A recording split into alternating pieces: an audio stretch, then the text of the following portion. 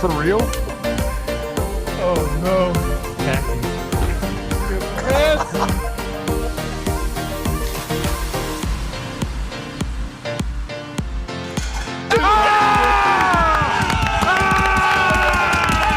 Let's go.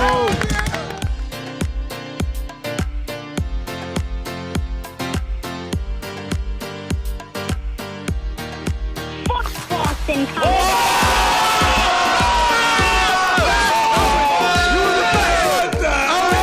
State of OH. Today.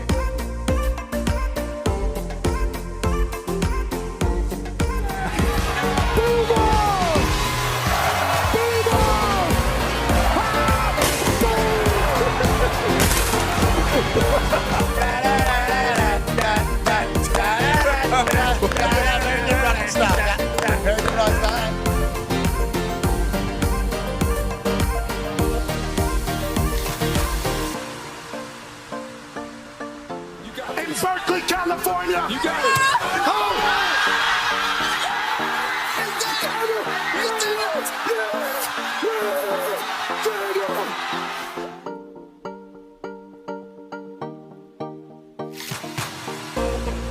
This one's for three.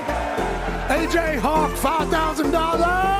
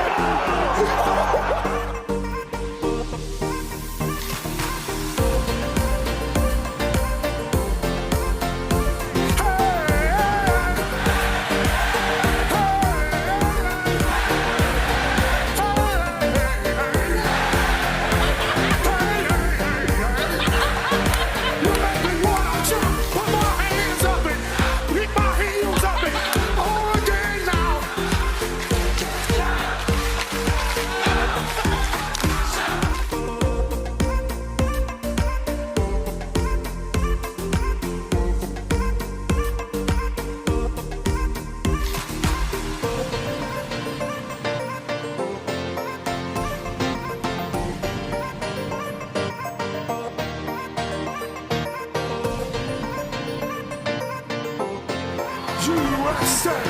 USA! USA!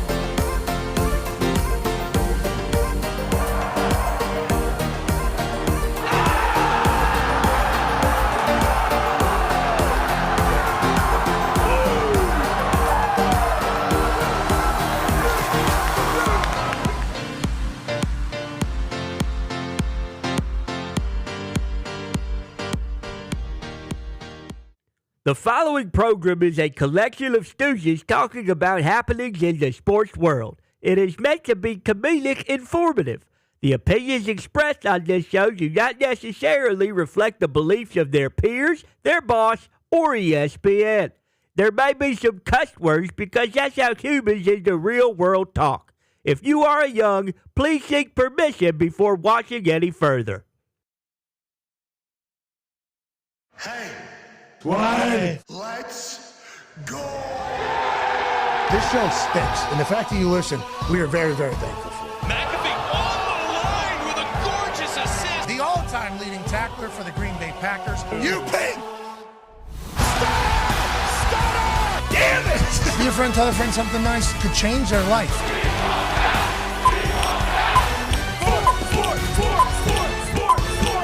Hello, beautiful people, and welcome to our humble abode, the Thunderdome, on this Watt Wednesday, November 19th, 2025. This sports program begins right now. Football It is magical, and we're lucky that we get a chance to chat about it every single day. It's not just me, and on this particular Wednesday, there's a special edition. And obviously, the Toxic Table at Boston Connor and at Ty Schmidt, you are a special duo, you know. And hey, my man, hair looks incredible. Nice. Good. Yeah, like to hear that. I see some edits in the camera reflection, but that's okay. Thank you. Your hair looks incredible. No, thank you. My hair normally about the same, unless there's some little growth problem. And my hair just grows straight out, so I got to deal with that every single day. I got a bunch of cowlicks all over the place. So my hair, though, normally pretty similar. You have transformed what your bucket is from hat, obviously formerly mullet, before mullet, not mullet guy at all. Then people remember. Now you're just becoming long hair guy. We want to let you know it looks good. Hey, thanks, man. I appreciate it. Good work through it all. Hey, long hair don't care. You know. I care about stuff. A lot of stuff. Yeah, a bunch of stuff. So I don't know. Like the Patriots. Let's not even get it. Yeah, I like the Patriots. Dude, that long hair might be at a parade sooner than later. 9-year NFL vet, host of Everything DB, Good D, Bad D, and NFL Matchups, which is available now. Right now.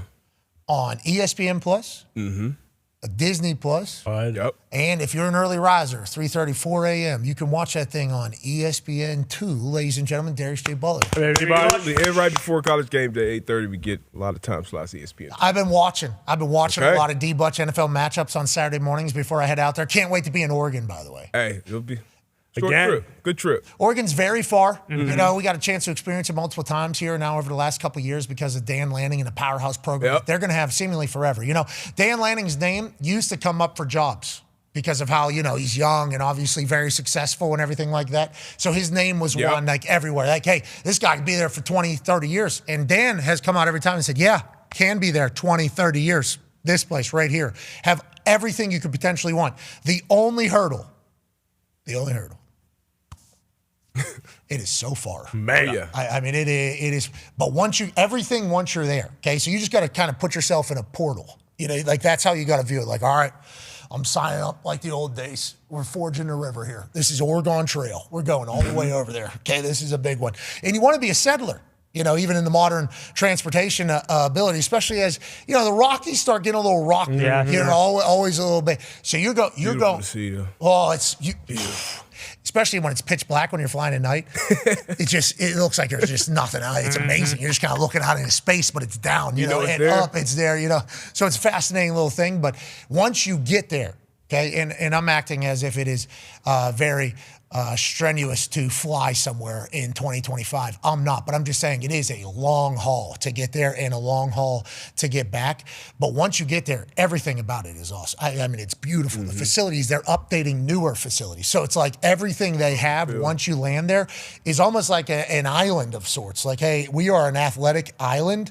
And obviously with Nike's support and everything they're able to do, they think they can run every sport for long haul. I mean, that is the way they view it. And Dan Lanning's name's not even being mentioned, right? There's a bunch of jobs open right now.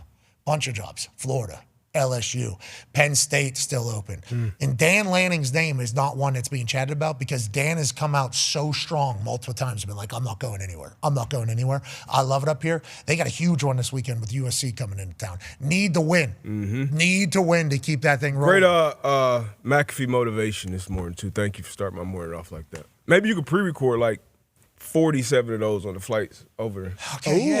And as soon as, Bing, bing, bing, bing. as soon as Coach Kiffin mentioned that yesterday, like, hey, maybe you create one. I used to do a Good Morning Beautiful tweet, Beautiful People tweet every morning, but it wasn't really, you know, it was every day same message. Hey, we're going. Let's get rid of the bums.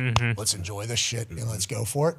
You know, then Coach Kiffin has that the lady who writes the Pivot Year, Right. which is one motivational message a day. Brianna. There it is, yeah. So he said, well, why don't you make one? I said, great, another job. But I have had a morning routine that I've kind of been able to stick to. And I get into this sauna here. 194 degrees it got up to this morning. Okay, 194 degrees. Your hair follicles are hot there. You know, everything's hot. So there's a lot of you time in there as you're just kind of cooking. It's an interesting time.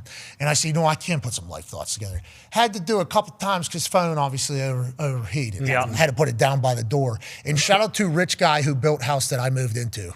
Great job on this thing. Would have never been able to accomplish what he has accomplished on this. So phone down at the bottom because it's overheating, air coming in there, sitting there. Now I find myself actually thinking of the message. What would I want to hear? What do I need to hear? Yeah. What do I need to tell myself? Then I started gathering. I'm like, this is actually a pretty good thing for me to maybe do, just in general. And then I let that thing fly. A lot of positive responses. Yeah. I appreciate people kind of, understand that every day you can find a war if you want to, and especially in our world now. Oh, yeah. I mean, Boy, oh boy. Boy, they are. Oh, look at that piece of shit. They're scumbags. How are they even allowed to operate? How is this an actual thing? This feels like they're preying upon some things and completely wrong, and everything can be taken out. That feels like some scum. War. We should do war. I have that thought with a lot of people on a very regular basis, let alone all the public stuff that happens. I also do a lot of business. I do a lot of business with a lot of people, and I'm dealing with suits, and I negotiate my own shit. So for us, for the boys, for the team, always thinking about that. So, the amount of people that I interact with that have no idea or never seen anything like me before coming in there. This guy's an on-air talent. He knows nothing. It's like, actually, let's have a good time in this conversation where I can tell you that you have no clue about the modern world that we're currently in. And I'm going to do that in a certain different fashion, but if there's a little bit of disrespect, obviously, I'm not doing shit for you. This is not how this is going to go. Who's your boss? Who's the person who actually has done something with your company? Oh, this is our department. You haven't done anything. You are currently working for the people that are actually spot bang. We need to get the hell out of here. So I can find a war every single day is what I'm finding. And what I need to do, find the happy stuff. We need to enjoy this life. So that's how this morning's message basically came together. Is like, hey, 194 degrees. It's hot as hell in here. Okay. We should go to war with some people today. Today's a good day. Maybe today is the day that we just say enough with all this. Maybe we do that. But instead it was like, no, I need to hear somebody say, let's have a good day. So I appreciate you shouting it out. I appreciate the positive response. And I appreciate Coach Lane Kiffin saying, hey, you should maybe get into this because maybe it does become a part of the morning routine. Yeah, we'll see. Maybe it does because it feels like I've had a great morning. You know why? Because on Wednesdays we're joined by a man who's a Super Bowl champion. He was player coach for a team that won a Super Bowl. Unreal. I don't know who else has really accomplished that. He's from Moon Township, the same hometown as Joe Nardo. Wow. There in Pittsburgh, Pennsylvania. He went to Penn State. He's a member of that particular cult. We'll be talking to James Franklin here in about 23 minutes. He was just announced as the head coach for the Virginia Tech Hokies just moments ago. His opening press conference was great. Ladies and gentlemen, it's the host of In the Trenches, Top 5, AQ Shipley. Yay, AQ. What's up, boys? AQ, did you read my message this morning? And did you see it as a good thing or a bad thing? Should I continue to do this? Yeah, it's a great thing. I read it, but I usually work in the opposite. I always try and find those battles. I like the battle. Okay, yeah, life is good for you in the middle of the battle, in the middle of the trenches. That's right. Bingo. That is in the trenches. That's my motto. AQ, there's a lot happening in the NFL world. We're at week 11 right now, okay? There's some teams I think that we know. I think there's some teams that we still are kind of questioning about. And then there's some teams that are already probably thinking about next year. And what's the transition? What does the rebuild look like? For you, you've got a chance to hear us talk. You got a chance to hear the world talk. What are some things maybe that haven't been chatted about enough coming out of NFL Week 11? Let's do AQ's takeaway.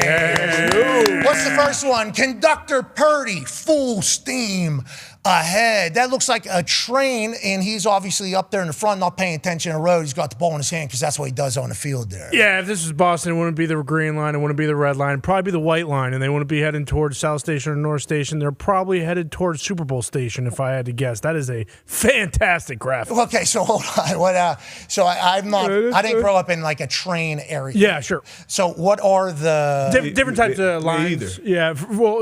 Yeah, I do not want to come across as a bigot in any way. It's more so about, you're not like, hey, I know trains better than everybody. No, not at all.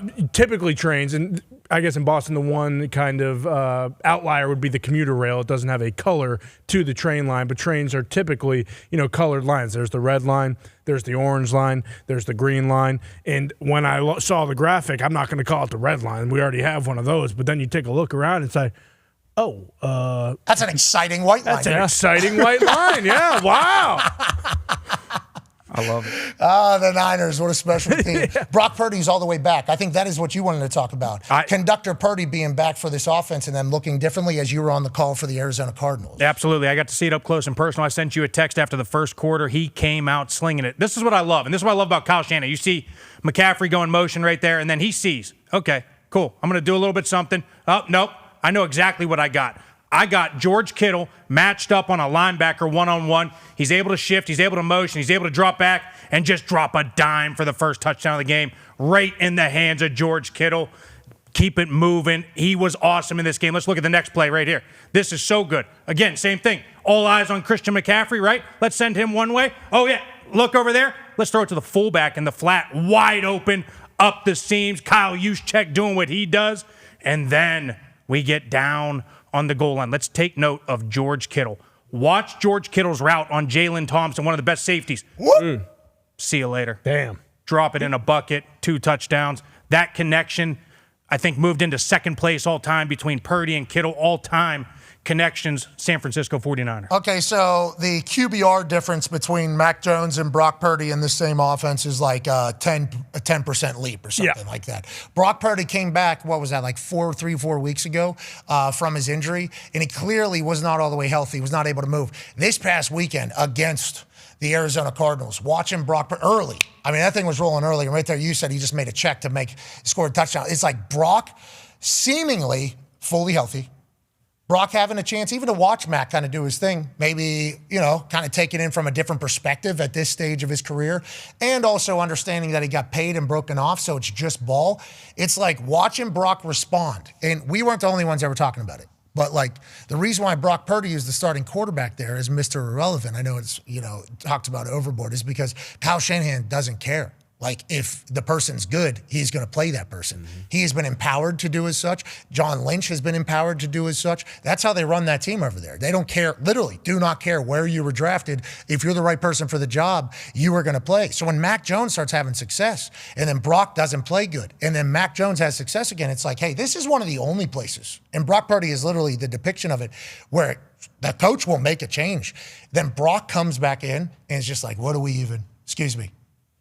Yeah. What are we even talking about? There's a reason why I am the guy that got paid what I got paid, and I'm happy for him for that sake. Legitimately happy for him for that. Yeah, without a doubt. I love Brock Purdy, and like you said, I mean, it got pretty loud there because Mac Jones was playing well. He was throwing for a lot of yards, and that he's a big part of the reason why San Francisco is still right in the thick of things in the playoff hunt.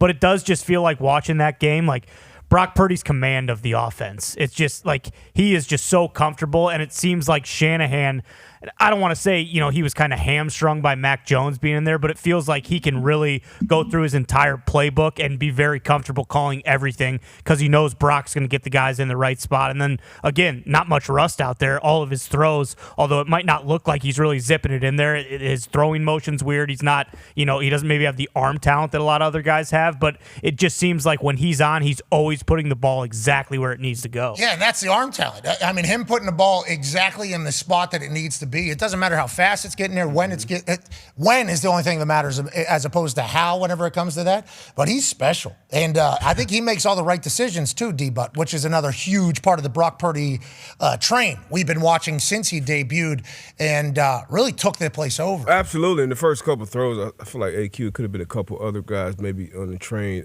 maybe in the middle, not in the back. But yeah, Jennings going third and Jennings, third and 8. Great play, great ball, great route. But yeah, Brock has full control of the offense. He does have arm. It kind of reminds me, or I guess Julian saying probably reminds me of him. You don't see the arm pop. You don't see it jump off, but you mentioned it. The win matters, the win and the where. So he's always on time, always on target. And Mac did a hell of a job. You said it. 6-4 right now, the Niners. Mac started, 6 games? So he had a pretty good control of this offense as well. But Brock, he's showing you why he went from Mr. Irrelevant to one of the highest paid quarterbacks in the National Football League. Yeah, you probably add Trent Williams on there, D-Butt, as well. I don't know why AQ only picked those guys to be on the graphic. But if you go back to the Unbelievable. It's really disgusting. I mean, but then you look at him and it kind of makes sense. But if you go back to that first clip from, right here, when it's also his brain. AQ, you said it. He knows where he's going with the football, but as soon as he gets the ball, instead of looking right, he just stares left to keep 34 kind of right on that hash to open it up. And I don't know, Mac Jones was probably doing this, but he knew from jump when he got the ball he was going to the right, and he still just decided to look left. Yeah, I think the biggest difference when you look at what Mac did and we look at what Purdy did when he came back is the fact that, yes, there's always going to be shifts and motions in a Kyle Shanahan offense. Always. The difference is how you use those shifts and motions. Can you use them to your advantage? Not just pre-snap motion just to get exactly the leverage you want. It's, hey, How can we call 2 plays, run the shift, run the motion, recognize the coverage, get into the play that we want to then throw the ball to Kittle? Brock's unbelievable talent, and he's going to make everybody have hope that you can be drafted or be an undrafted free agent and become a pillar primetime player. Can they win the Super Bowl? I think they can. I think they really Without? can. And yeah, absolutely. On the defensive side? Yeah, defensively, they're a little obviously hampered with Fred Warner and Bosa. But 47 completions. I know. But I do think because they can control Jacoby the ball. can spin it. Jacoby can spin it. They can control the clock. They control the run game. They get Brock doing what he does, get an early lead, and then all of a sudden they have a chance. Okay, let's go to the next takeaway from Week 11. Trey TD on. Henderson, obviously Ohio State product, going up to New England, getting his shot at basically full-time running back. Goes for 3 tuds. Trey Tuds, what a stud, AQ Shipley. Yeah, we've been waiting for him to get his opportunity, and he does and takes advantage of it. 3 touchdowns, as you mentioned. You got Diggs in the backfield. All eyes on him. Jump him. But here's why this is so good. Let's run this back just a little bit, Foxy. If we can pause it as Henderson gets in the end zone. So pause it right there, right? This is meant to go to the back pylon, but he sees that corner, and D-Butt, you can talk a little bit about that. If he continues to go to that back pylon, now he brings that corner into play for the interception, but he settles back into this zone. Drake May finds him, and he just does exactly. It's very quarterback friendly. That's good feel. Great heads up play. You mentioned it, just the feel, because if he keeps running it, that cornerback that's on the goal line, and he got influenced by Stephon Diggs. You can see kind of 2 defenders go with Diggs out there, so it's a great play design. I'm not sure if it was a quarters match or a cover 2 match, but down here in the red area, that corner is kind of playing the goal line. He can play the high to low. So if he puts that ball, kind of try to go to that back pylon, that corner can make a play on it. But since he just kind of faded to that open space, Drake saw him, good ball, and good heads up awareness by a young player. Yeah, young player just kind of knowing to get more touches, get more feel in that field. I love it. 2 young players there. Yeah, very smart team. Josh McDaniels, too. I mean, Hunter Henry was wide open on that play. Now you look, we get 2 run plays right in a row here. I love this play because Michael Onwenu, the big, powerful right guard, come across Quincy once, boom, put his ass on the ground, keep it moving, walk in the end zone. How good is that? What are the dims? Can we get the dims, please, on Onwenu? How good is that? You're going to need height, weight, and width there as well. That is a wide son of a bitch. When he was a Harbaugh guy out of Michigan. When he got drafted to New England a few years back, they actually told him, like, hey, he's one of the biggest sons of bitches Michigan's ever seen. Yeah, I would assume. Powerful. Holy shit. Look at the way he's able to move and bend. I mean, yeah, right. That's a human. Oh, yeah. Think about that. All men are created equal. Onwenu, he looks like he's 400 pounds. He might be. And he can run. And look at him dance. Look how light he is on his feet. Yeah, right. The thing I love about this play, too, and you just mentioned it right at the end, look at all the boys celebrating. It is different in New England right now. They know they got a team. Obviously, we see this play, well blocked. The play before, obviously doing their thing. This next play, we're going to see this little flip. 6'3", 350 on Onwenu. Okay. Oh, yeah. That's what he's listed at. Yeah. Huge. Look at the size of this dude. And he might be 400 pounds now. That's what I'm saying. That's your rookie year weight. Let's always remember that. We always go up as line. Not everybody. Hey, this last play, though, check this out. This is all Henderson. We get a little flip. Look, fake one way, flip it one way. They sniff it out. He just does this all by himself, and they find a way to push him in. And look who's on the back of the – I don't know if you saw Onwenu's on the back of that train range. I mean, yeah, right. Can we get him the ball? Watch him. Get in the pop. Yep, you're moving in there. Yeah, we're scoring a touchdown. Holy shit, I need an Onwenu jersey. Oh, yeah. 6'3", 350.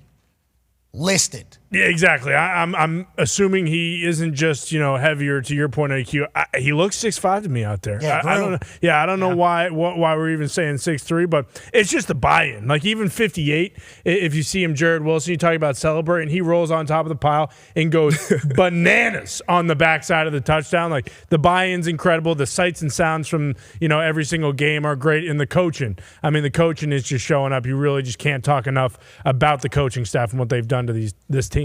I love this group. Yeah, I really do. Yeah, we all do. And right now, it's kind of like we're happy for Vrabes because he got fired at Tennessee. That was a good move by Thank you, Amy Adams Strunk. I need a jersey. And Amy Adams Strunk. And will it be the old Houston jersey? Yeah, because we'll take those too. Yeah, well, there's something she'll never give up, and that's those jerseys. Or power. And we'll have J.J. Watt on in a little bit here to chit-chat about that whole entire thing. But, yeah, just looking back on that decision. Man, oh, man. And not to mention the narrative that was built about Vrabel coming into the season, because the Patriots started 1-2, they weren't great, and everyone was coming around on their high horse. Vrabel never starts out that great. He was an average coach in Tennessee, and everyone just kind of thinks that he's some guru good coach. And now it's like, well, where are you? And they're all at the schedule sucks, blah blah blah blah blah. But what are you gonna do? You can't do about that. I mean, people are so stupid. Well, especially on the internet. Yeah, the internet has a lot of that. I mean, we've obviously contributed to it, so we'd like to apologize no doubt for everything that we have added to the stupidity out there for sure. But it is interesting the way people can frame things whenever they have set in their mind that they are right. Yeah. Like, well, I definitely said that. I believe that. So even if I'm shown stuff that is completely contradictory to my beliefs, I have to prove somehow that what I said at the beginning was right, because if not, I'm dumb. It's like, hey, as people that are in the daily sports world, just know there's a new piece of information coming on fucking everything. You think that you have all the information in your daily, in your life. Fully scripted show, obviously. Of course. There's going to be new information. You have to be able to change how you feel about things. Like, you have to be able to adjust. The Vrabel thing is not a good coach. I think that's a good depiction of how society is potentially always stuck in their ways. Yeah. I think that is, because if you look at the numbers whenever he was at Tennessee, I think he had the most guys on IR or something like that. We didn't know anybody on their team. He barely knew any of the people on his team. They were the number one team in the AFC. Now, granted, they lose to the Bengals. Bengals end up losing to the Super Bowl to the Los Angeles Rams. But they have like 9 sacks in that game or something like that, which is Vrabel's defense, which a bunch of guys that you don't even know on the team. So Vrabel being a good coach, we knew. So then as soon as they fire him, we all go, well, what the hell are they going to figure it out? And then the way it's all going out down there, you think to yourself, maybe the Tennessee Titans are the biggest dumpster fire.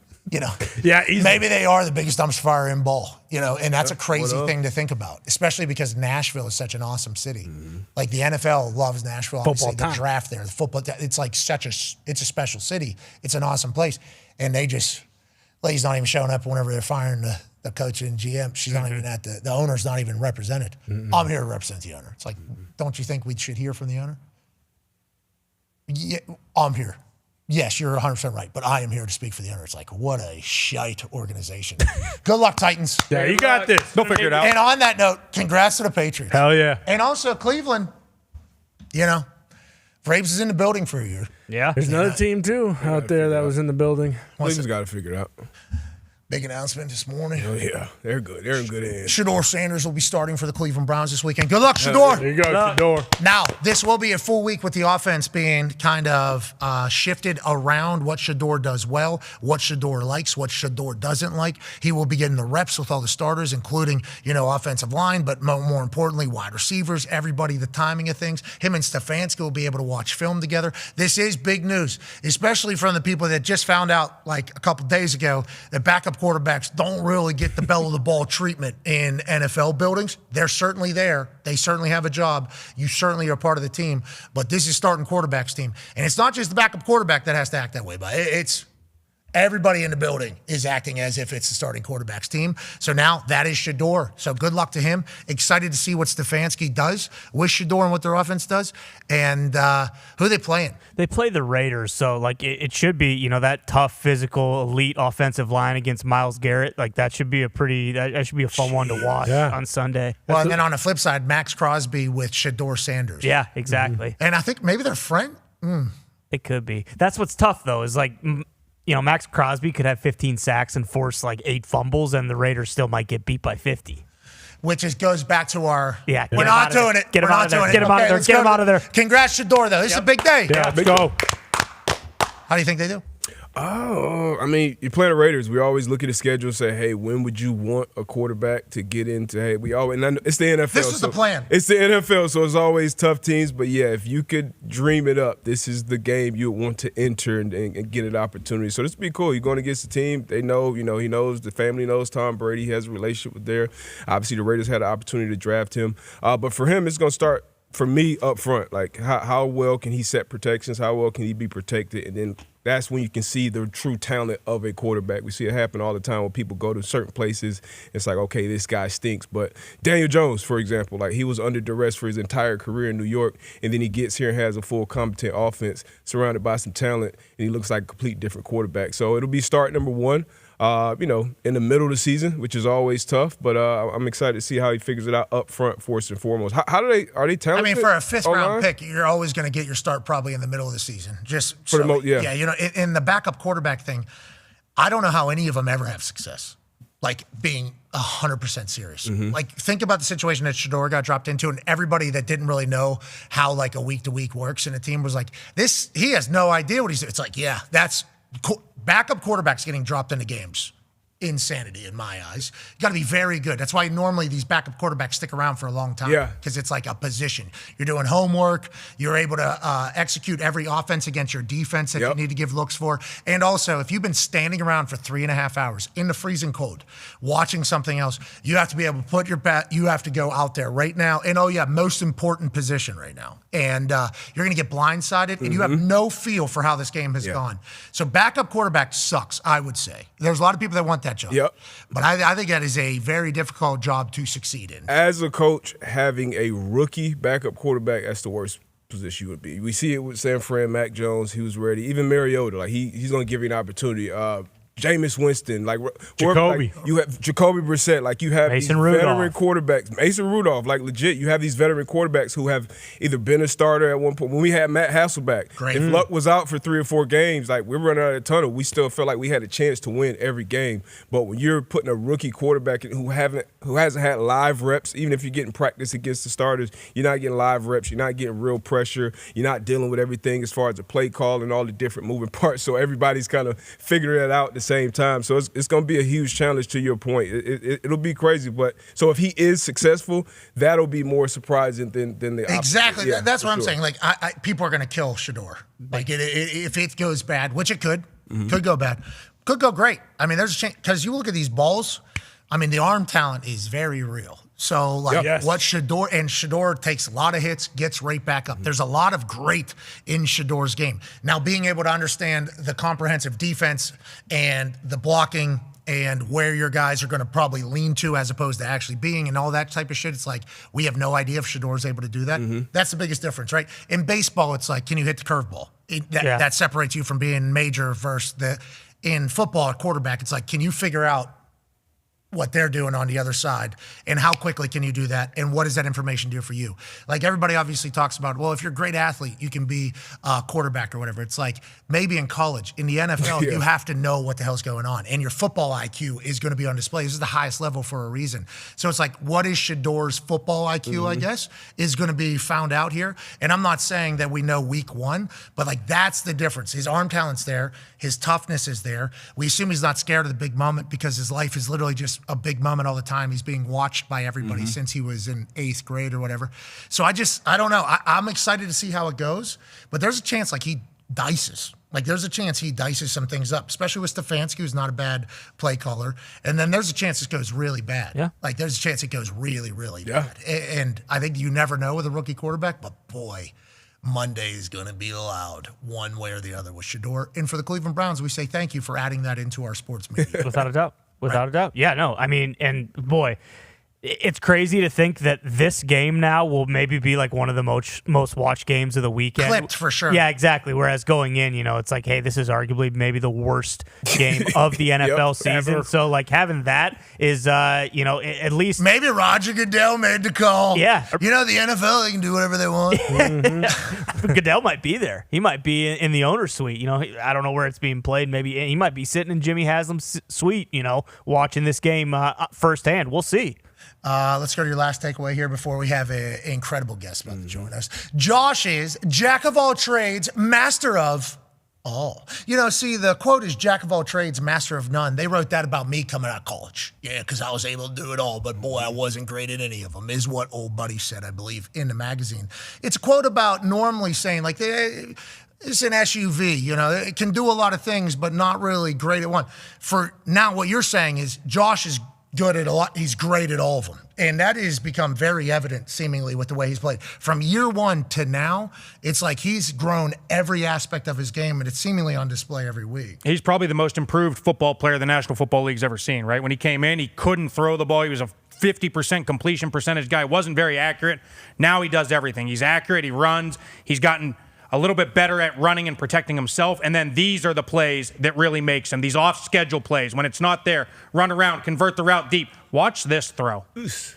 I mean, just chucks it 55, perfect in the back of the end zone. That's easy. Now this one's great because we recognize Antoine Winfield, number 31, is down to the left side as we see it to the bottom of the screen. He's blitzing. He knows he's got 3 over 3 up top. Blocker on blocker. Get it out to Ty Johnson. See you later.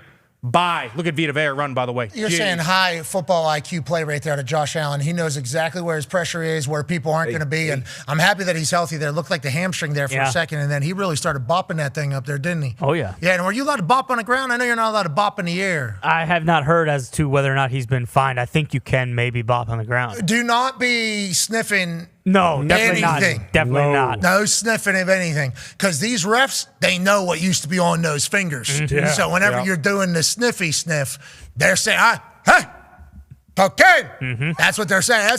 Can't do that. That's what they're doing. They're calling it. CeeDee Lamb got 2 of those. Trey McBride got one this I weekend. didn't like it.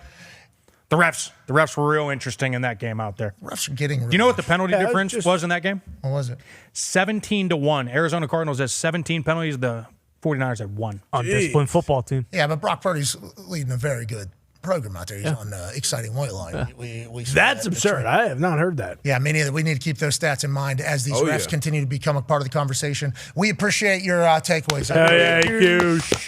Joining us now, ladies and gentlemen, was the man who was the belle of the ball of this college football coaching cycle that has begun much earlier than in years past. He led the Penn State Nittany Lions for over a decade into an area of success that became a national championship or bust type conversation every single year. But when he took over the program, it was not at that stage. It was at a very different stage. What he was able to accomplish there obviously led to the rest of the country saying, we want him as our head coach. Virginia Tech became the official university that signed him. Ladies and gentlemen, the new Hokie football head coach, James Franklin. Yay, coach. How you doing, bub? What's up, guys? How we doing? How was the press conference? You felt good? You feel like you nailed it? I only saw a couple clips. I didn't get to see the entire thing, but I feel like you brought good energy. I feel like there was excitement in the room. Is that what you felt as well?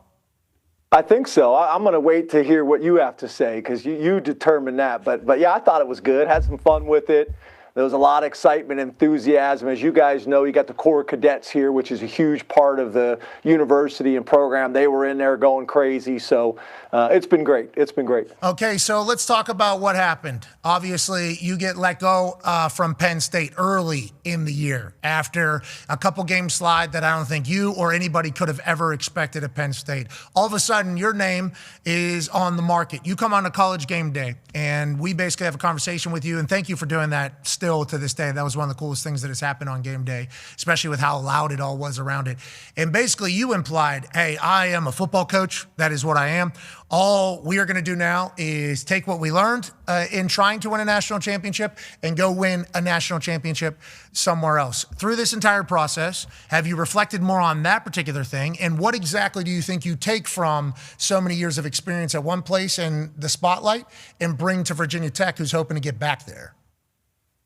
Yeah, so I think your question's a great one, and what I would say is, right, it's unique. There hasn't been too many guys that have been a head coach in the SEC, a head coach in the Big Ten, really unusual success at a place like Vanderbilt that hadn't had that type of success before, and then go to Penn State, win a Big Ten championship the first year off of sanctions.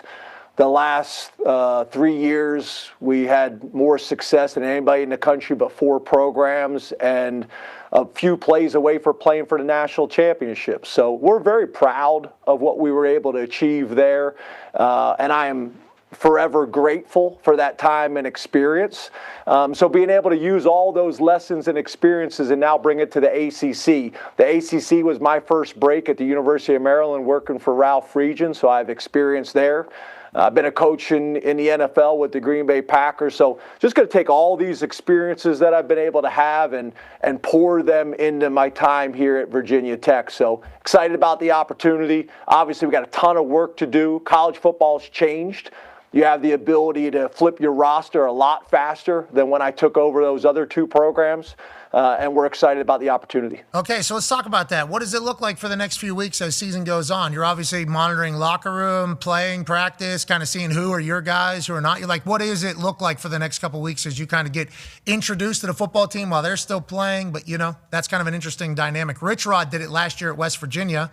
He was around for the last 2 games, and I think he learned a lot about the locker room, about from the practice, what it looks like, maybe what he can see in some of the guys and maybe not. Is that the same thing for you, or how are you kind of going about it? Well, I was timing you to see how long it would take you to bring the conversation back to West Virginia, which is always a part of what you're going to talk about, right? Yeah, but yeah, it's different and it's unique, right? Being able to be here 2 weeks early, the calendar has changed. I think that's why you're seeing a lot of the athletic directors and presidents making some of the decisions they're making. We're going to have an official visit this weekend. We're going to have an official visit next weekend. A lot of these schools are not going to be able to have that, and then we're going to go into a dead period. So some of these programs are going to lose an entire high school recruiting class. So I got to do that. We got to spend time evaluating the current staff. I want to be very respectful for Coach Montgomery and what he has done here. I do want to get up in front of the team and just settle them, that I'm excited about getting to know them and building relationships with them. But then we're also obviously making sure that we're doing whatever we got to do to increase the competition level at every position. Okay, I love to hear that. And obviously one transfer portal is now the new rule, and that is in January? Is that when it is? When is it, December? That's right. January is obviously when it is, which will be interesting for the other coaching jobs on who the coaches are potentially going to go to those other jobs, because if they're in a playoff, then transfer portal other place. Weird. You're in a good spot, I think, Coach. I think this is a good move, getting this thing done early and being able to kind of put your fingerprints on the kind of the franchise early here. Now, you guys have Miami at home. Okay, that means one thing and one thing alone. Go ahead, Con Man. Yeah, Coach, congrats again. And I read that you're 128-60. So everyone who was talking shit about you, it's like, hey, who cares? I won way more games than you did. But when you think about Virginia Tech, have you visualized yet kind of that first entrance into the stadium with Enter Sandman, with all the boys, behind you? And have you also already made Enter Sandman your ringtone, because it is one of the greatest songs of all time? Yeah, so can't wait to have the opportunity to run into the stadium with Enter Sandman. I will tell you, I think you know this. I'm more of kind of an R&B, rap, hip hop type of guy. Hell yeah. Jay-Z, Biggie. Okay. But I appreciate good music, whatever it is. And all I really care about is what it does to the fans. And that place is rocking. I've been on the other side of it, not as fun. So I'm looking forward to having an opportunity to do that. We'll get a chance to see it this year as well. I've watched the last couple games. Even after a challenging season, this place is rocking. We're going to need it rocking again on Saturday because we're going to have a ton of recruits at the game. But yeah, it's exciting. It's one of the better, I think, entrances, if not the best, in all of college football.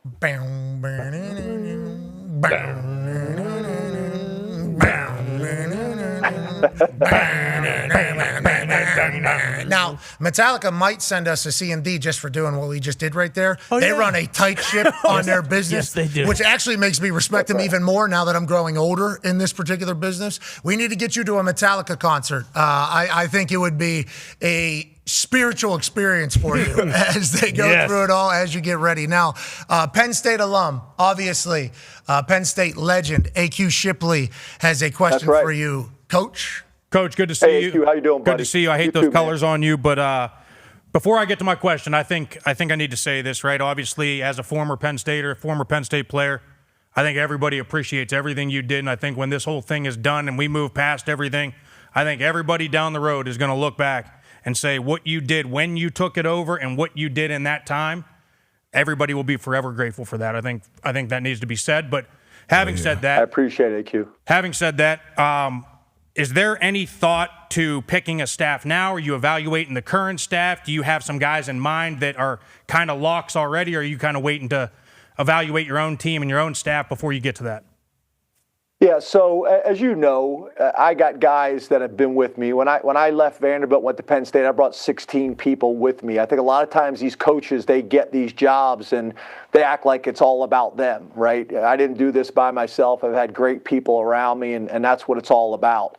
So there's some people that are core to me and will continue to be. But I also want to be very respectful of the people that poured their hearts and souls into this program here at Virginia Tech, and I want to be respectful of that. So we'll take some time to get to know the staff, to interview some people, and then put the puzzle together. That's the Penn State people as well as some of the Virginia Tech people, and then also nationally. We got to be great in the footprint, but in today's college football, you got to be able to go nationally as well. Because as you guys know, I don't know why this is, but when you're running inside zone and you hand it off to Saquon Barkley, for some reason the plays work better. So the coaches, we get a lot of credit, but this is a player's game, and we want to make sure that we got really good players in all phases that can impact the game. To echo your sentiment, I think Coach Saban says, like, I learned quickly that I was an okay coach with not good players. I was considered a great coach with really good players. So that is what we are trying to do at all times, which is why I think the grindstone that you have on recruiting is such an advantage and why everybody was kind of seeking you as their coach. Go ahead, Ty. Yeah, speaking of that, Coach, how much does that change now that you're at Virginia Tech and it's a situation where you're trying to kind of restore a program to its former excellence and glory, whereas when you're at Penn State, you're at an established blue blood. You know when you're going into these kids' houses that you can tell them and be 100% truthful, like, hey, we're going to compete for a national championship every single year you're on campus. So, like, does the pitch change? Does the way you go about recruiting change? Or just how is it different now being at Virginia Tech trying to build them back up as opposed to when you were at Penn State? Well, I think that's changed, right? We've seen that in college football. The landscape has changed, and as long as you're at a place that's committed at the highest level to win, you can do it. This season and last season, there's been evidence of that. There's also, again, the ability to turn your roster over quickly with veteran players. We're still going to be a high school developmental program because I think if you make the decision to go all in on the portal, it's hard to ever come out of that because you're going to have so much turnover every single year that you're forced to stay in that world. And we'd like to have a healthy balance between the two. I do think in year one, we're going to have an opportunity to get a bunch of players out of the transfer portal that can come in and help us compete right away. And there's also enough talent on this current roster that's going to create a really competitive environment. But long term, we'd like to have a balance between high school recruiting as our base and then complement with the portal. Yeah, it feels like the mindset, very NFL-like. You build your culture through the draft, and then free agency comes in and kind of takes you to the next step, hopefully. Like to hear that you have the experience in this world and also view it the same way. I think that's why the Virginia Tech people, they interviewed 20 people. I have no idea how many people they interviewed.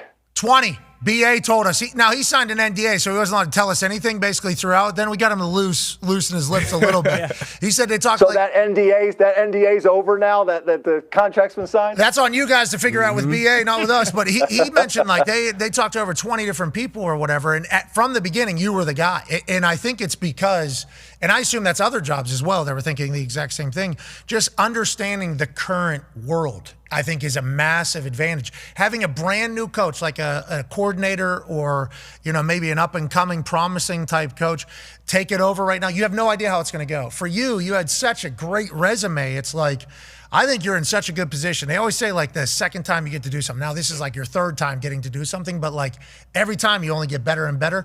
And Virginia Tech's putting a lot of money in, I think. That's no NDA. I think they are also all behind athletics. We're excited for this story for you. Now, on that note, D-Bud has a question for you. Absolutely, Coach. You got the resources. And with the transfer portal, you can turn over the roster much quicker. You mentioned that a bunch of times. But as far as, like, a realistic timeline, I know you want to win right now. What is your realistic timeline to compete for that national championship? Outside looking in, we all say, hey, the ACC is gettable every year, so you're going to be in the dance. But what's that realistic timeline for you to get your culture into Virginia Tech?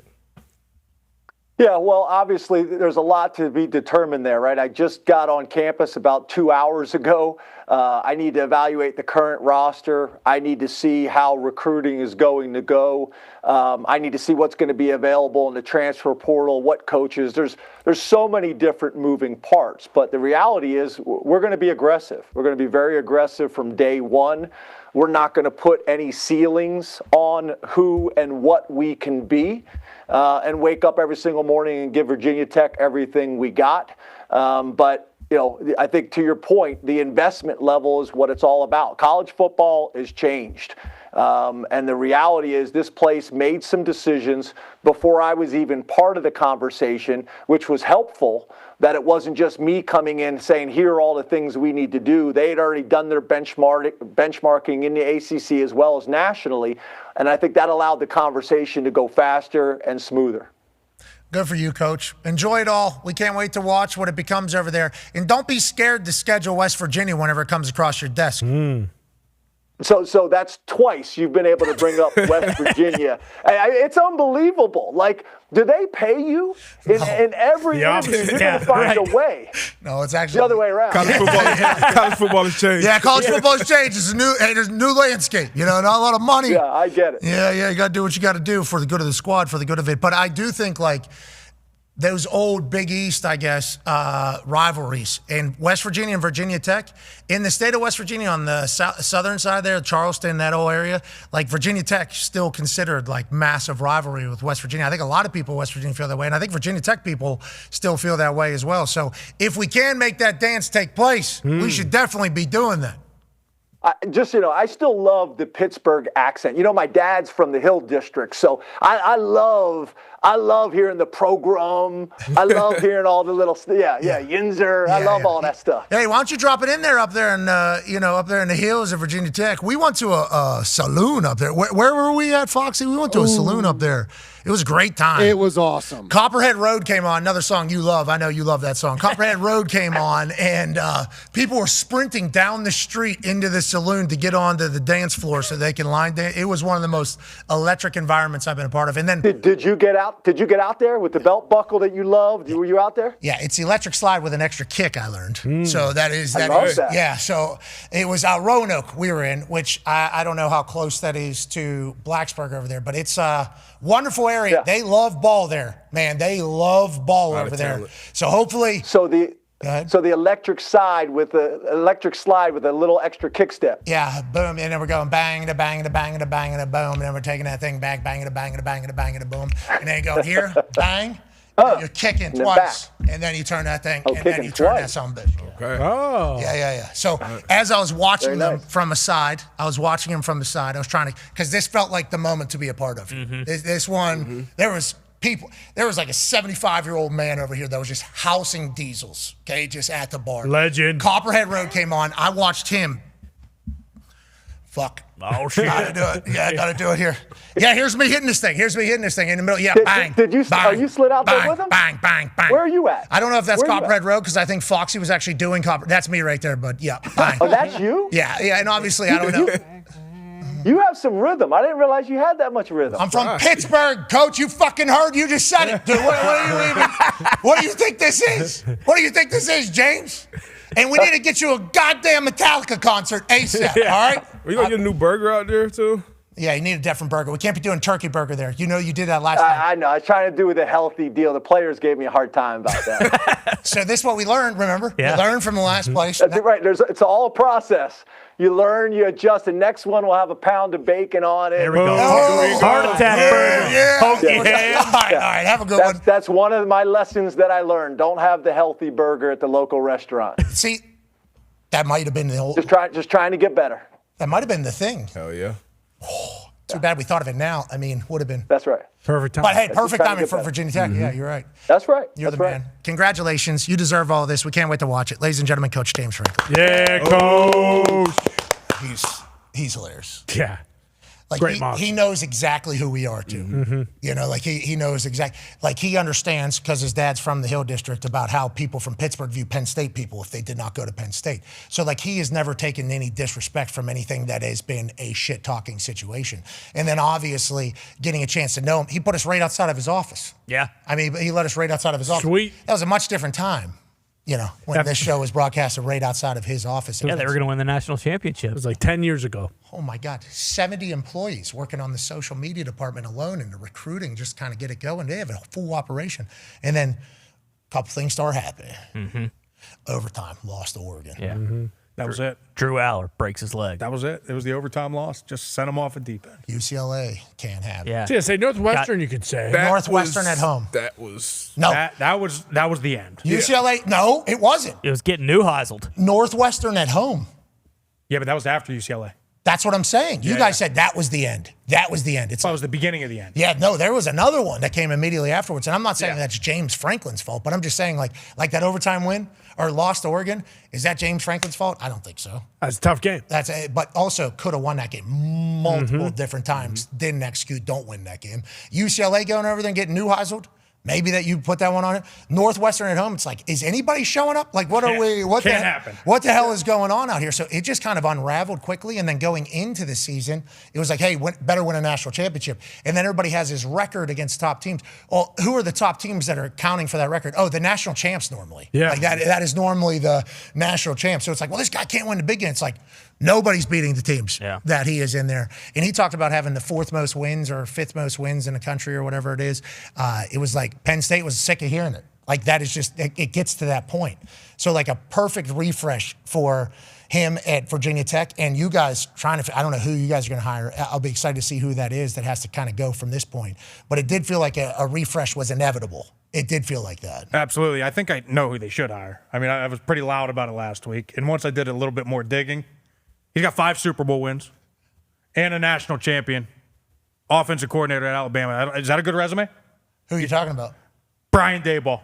That's a bad fit. But when you're talking about Penn State too, Sound with like that the Oregon game, that Oregon overtime game, like we forget it was 17-3. They're about to lose 24-3 in the fourth quarter, and then they have this massive comeback even to get it to overtime. So like you're talking about a good coach, like having your players believe enough to the point where you're at home, the whole crowd's dead, it's the fourth quarter, there's 14 minutes left, and they're still fighting and battling just to get it to overtime. Felt like a big deal. I think there's a lot of moments where you can say James Franklin, very good coach. Yeah. You know, and then there's a record that everybody points out and says, well. And it's like, well, he won a lot of games. Yeah, and only won one Big Ten there. It was a long time ago.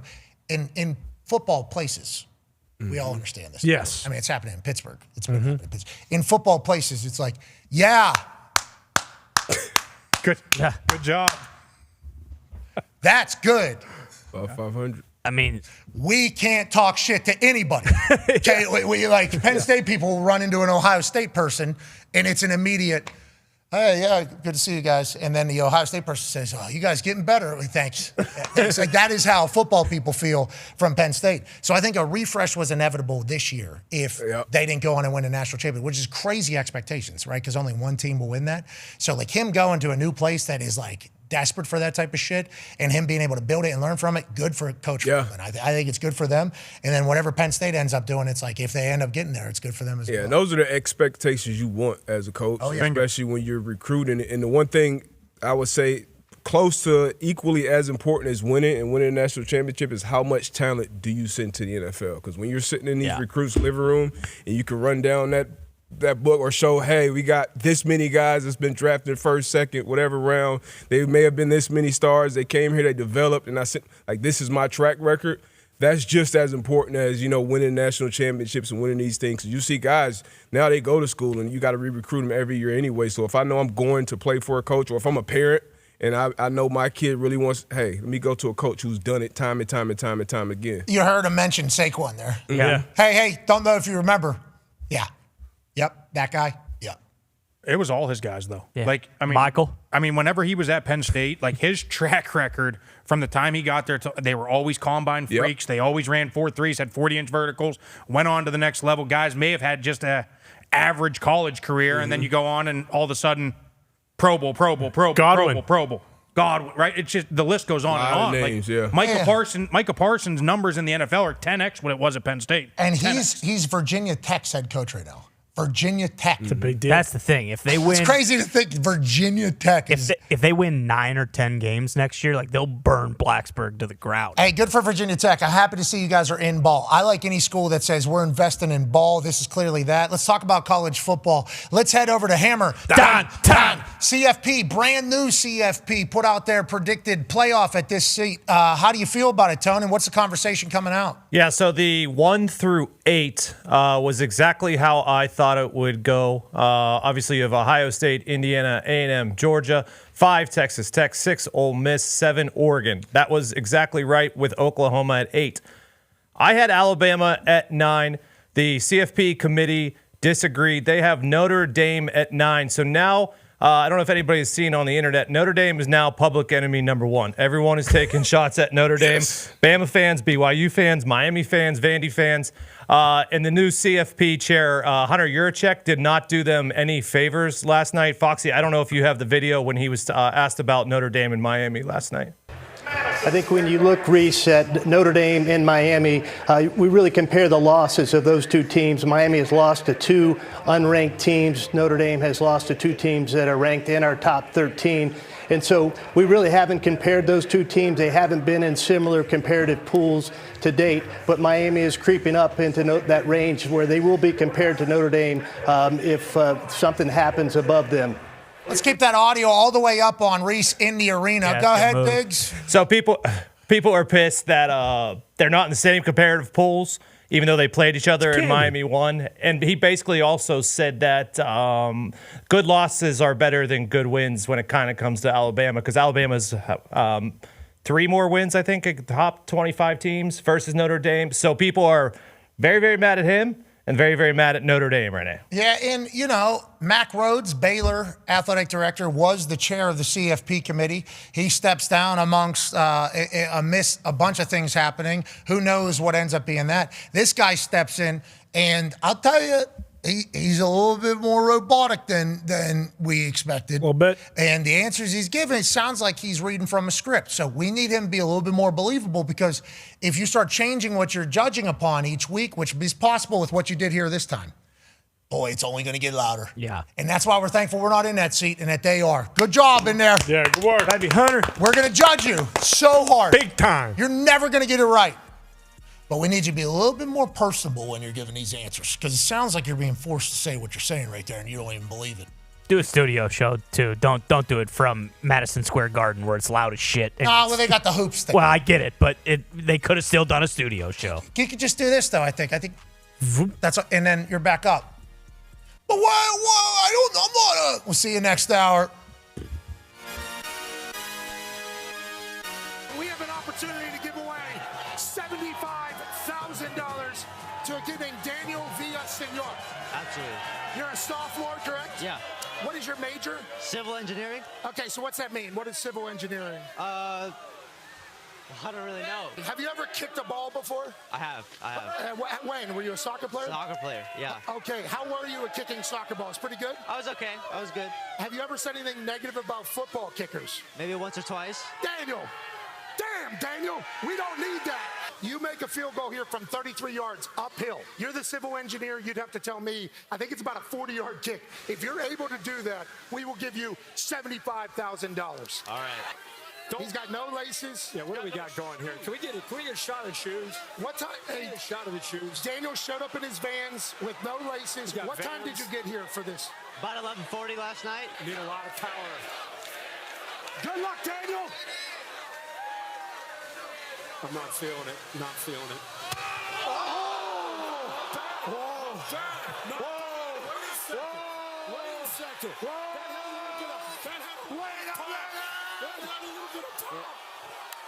Just like everything this morning, that was a surprise. We did not expect that. Let's go. We gotta do one more kick for $100,000. You got this, dude. Let's go. How about this, Daniel? How about this, Daniel? Not only is this one for $100,000, if you make it, will add another $100,000 to the $500,000 donation we're about to make from College Game Day to the hurricane relief. It could be $600,000 if you make this, with $100,000 going into your pocket. Daniel, this is bigger than you. Let's make a kick. Way to overcome the shoes here. That was a heck of an effort. Come on, you got this. In Berkeley, California. You got it. Oh!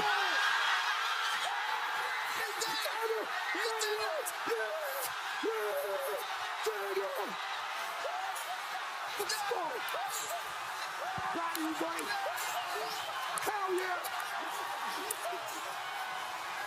Great job. Damn, Daniel! Damn, Daniel!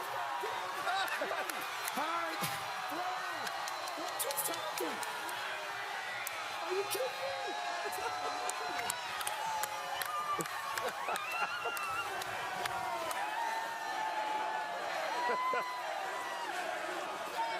It's horrible. 11:40 he was there. I know. 600,000 to hurricane relief. 100,000 to Daniel. What a morning in Berkeley. Way to go, Daniel. The following program is a collection of stooges talking about happenings in the sports world. It is meant to be comedic informative. The opinions expressed on this show do not necessarily reflect the beliefs of their peers, their boss, or ESPN. There may be some cuss words because that's how humans in the real world talk. If you are young, please seek permission before watching any further. Hey. Why? Let's go. This show stinks, and the fact that you listen, we are very, very thankful for. McAfee on the line with a gorgeous assist. The all-time leading tackler for the Green Bay Packers, UP. Damn it! Your friend tell a friend something nice could change their life.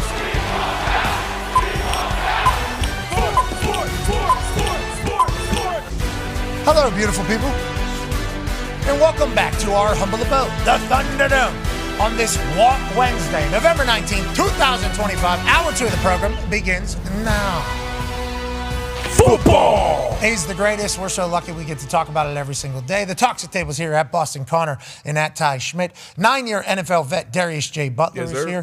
12-year NFL vet, Super Bowl champion, player coach for the Tampa Bay Buccaneers. AQ Shipley is here. Hey, baby, AQ. Live from Hammer, Dahn, is AP Tone. Way to go, Tone. Way to break down the college football playoff committee. Thank you. Hey, you think they're going to remain consistent with what their criteria is for a ranking for the rest of the way, or do you think maybe there is a little bit of dodging and weaving that they're going to do to maybe pick who they want to pick? Yeah, I think they're going to dodge, dip, dive, duck, and dodge this whole thing. Okay. Whatever they're feeling that week, it feels like potentially. Yeah, it does feel like it's going to be loud, and maybe they do this on purpose. You know, there was an old. I hope everybody's all right there. You just choke into the microphone. I almost did choke on the water right there. Yeah, sorry. I hope you're okay. Thanks. We heard. Yep. Yeah, we hope you're. I was like, we hope you're okay. There used to be something where, like, Dan Orlovsky would give a take, and we say, Dan clearly put one of those things out there just to stir the pot. Like, here's 4 actual things, and then there's one that is just like we think. I've never been told this is done by somebody who actually did it, but we as humans who take in content can realize that sometimes it seems like one of these things is strictly in here to stir shit, right? Like it feels like this one is the attention seeker, and then you come into the other one and you do it. Feels like that has been a strategy that has been used by content creators, especially in the sports world, for a while now. Feels like that is something. Is that what the CFP committee is doing? Are they going to leave like one thing each week for people to get incredibly upset about? Like, I do wonder if that conversation, especially with Hunter back in charge, Hunter up in charge, like, all right, what do we need? Okay, so that's what we actually think. Now, we need to do something just to keep people kind of interested. Because what if they put one out that everybody agreed upon? Would that ever happen?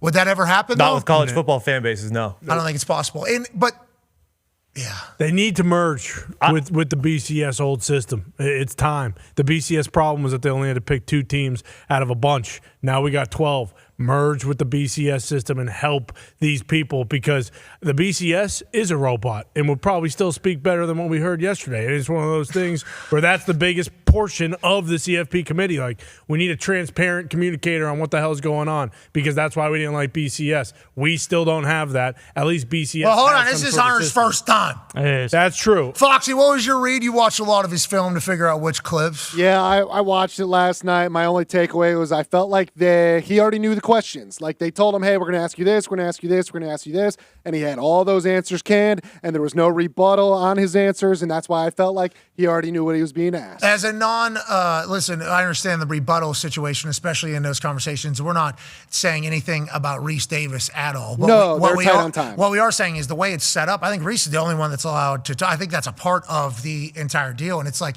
I think the CFP committee understands that it's going to be loud no matter what we say. So let's just kind of get through this and then let's keep it moving. I do wish there was a little bit of pizzazz on that person. I do wish there was a little, hey, there's 12 people in here. Okay, so we're trying. Everybody has their own opinions. We thought Notre Dame, yeah, they lose that game. But how about how they win, though, this game?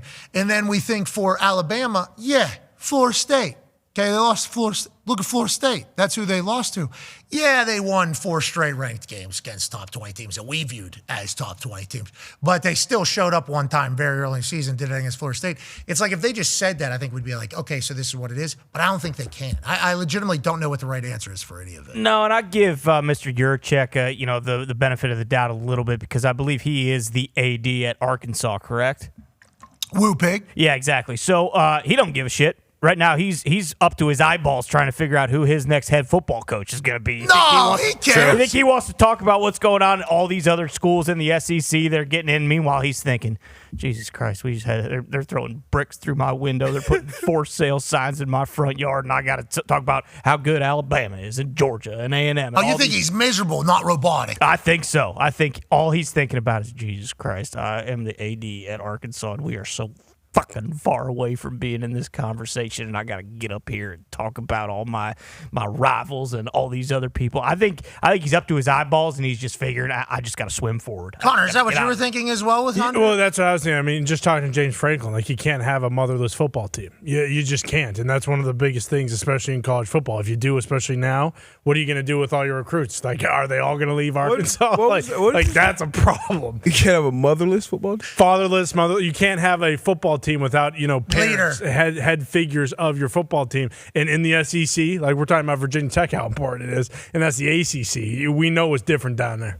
For ease of comparison, here's BCS No House tweet from last night. Latest college football playoff rankings against our most up-to-date.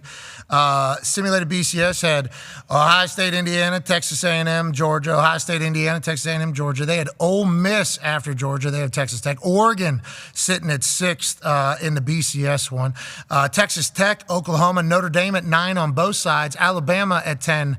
On both sides, BYU, Utah, and then Vandy and Miami. CFP committee has Miami much higher than the simulated BCS would have. But you could say, hey, there's some numbers you can put behind the science. Yeah. Joining us now is a man whose team sits atop them all. Yeah. And I don't even think he's got to give millions of dollars. He just has a Halloween party where he dresses up like... Well, whatever. Rather untasteful this year. Yeah, this year was bad taste. Not just, a lot of the Halloweens, I think, coming out of this particular state, maybe as a whole, are certainly fascinating. But this man is a college football national champion, Super Bowl champion, Ryder Cup winner, all-time leading tackler for the Green Bay Packers. Ladies and gentlemen, a man who has a tree on the Ohio State University campus, AJ Hawk. Yeah, Hawk. Happy Halloween. Happy Halloween. I was honoring a past president. We were a couple, so it was very tasteful. Yeah, so I understand you were buying into the gimmick, and those Halloweens, obviously, and all the events that you go to, the week at sea with boozing, cruising, the thing you do out there, always raising money to make the city better and to the hospital, and also to get good players. Yeah, exactly. Also get good players. Let's make the world better and our team better. Let's come together for a good cause of Buckeyes. So I appreciate everything you've given back there. Whenever you see these CFP playoff predictions at this time of the season, obviously it's easy to say none of this matters, none of this matters, none of this matters. It kind of does, though, whenever we start to get a sense of how the committee feels about certain teams and programs. Anything that kind of scared you about last night, or do you think all of this is going to play itself out because there's a lot of games left, and getting mad about this on this particular day is not maybe the best usage of your energy? No, I mean, I understand people getting mad about this. I mean, being excited if you think you're up a spot or two more than you thought you would, or if you're slightly left out. I can see people and fan bases getting pissed, but we still have some time left. Teams can still figure it out. But yeah, that's a tough job for what's his name again? Yurachek, Hunter Yurachek, whoopee. Hunter Yurachek. You think they're just worried about saying, like, I don't know, they think, like, misspeaking, so they want to make sure they have an idea and he doesn't just fly off the handles and say something crazy? Yeah, maybe he doesn't know what the questions are, but understands the general basis of, and they all go through maybe what we're going to say to all these different things. It just, and maybe Ty's right. Maybe this guy's so miserable. Maybe this guy is just so miserable as he's talking, but it really felt like he was an authority on things and was stating things that were pieced together. And I'm not saying the previous chairs have been any better. I mean, there's no information normally coming out of this, but now they're starting to set a precedent a little bit, even with the new chair. We would like to wish them good luck, and all these teams have an opportunity to play themselves in or play themselves out, except for who? Ohio State? Yep. Indiana? Yep. Texas A&M? Yep. That's probably it, right? Yeah. Georgia loses at Georgia Tech and then loses in the SEC championship. That'd give them 3 losses, which would probably be a big-time conversation. That's the only thing, though. Did they have 3 last year when they lost the SEC title game, or when they won the? I forget what it was, but aren't they kind of going with the if you make it to the conference championship game with 2 losses and then you lose your conference championship game, it's going to be hard for them to eliminate those teams? So that has not been officially placed in, but I think we all have kind of agreed that, like, hey, if you make it to the Big Ten champion or the SEC championship, you should get a bid. Because and then, but they're like, we will maybe, is what the CFP committee said last year, is like, everything's taken into account, what teams are playing, what teams are not playing. They never gave us an answer that, like, yes, it's okay if you get a loss in the championship, but it did worry a lot of college coaches, like, well, the championship game is now not a good thing to go to because it might be a 3rd loss, and then all of a sudden you're being judged against the other 3 loss teams as opposed to SEC championship team. That's why the job is impossible. They open this thing up to 16, like was allegedly being pitched. They opened up to 30, like it's being pitched. Don't do it. It's going to be impossible no matter what it is. And how many teams can actually go and win the national championship? Let's head back to Hammer. Dahn, what do you got? So I think actually with Georgia's situation, because one of Bama's losses is to Florida State, which is not in the SEC, so their conference loss would be to Oklahoma, and they have the head-to-head against Georgia. So I think even if Georgia wins out, as long as Bama wins out as well and A&M, it'll actually be A&M and Bama in the SEC championship, if I remember correctly, if I'm thinking correctly in that situation. I could be wrong, but Bama has the head-to-head advantage over Georgia right now, and they both only have 1 conference loss. So I think Georgia's actually going to be in a really nice spot where they just play the rest of their regular season out. Whatever happens in the SEC championship happens, and then things will fall as they fall. So, Ton, are you saying those top 4 in, we think, regardless? Yes. Congratulations. That's awesome. Congrats. I personally think Texas Tech is in as well. Well, wait, hold on. Let me clarify. I know they got to play. They got West Virginia and Morgantown.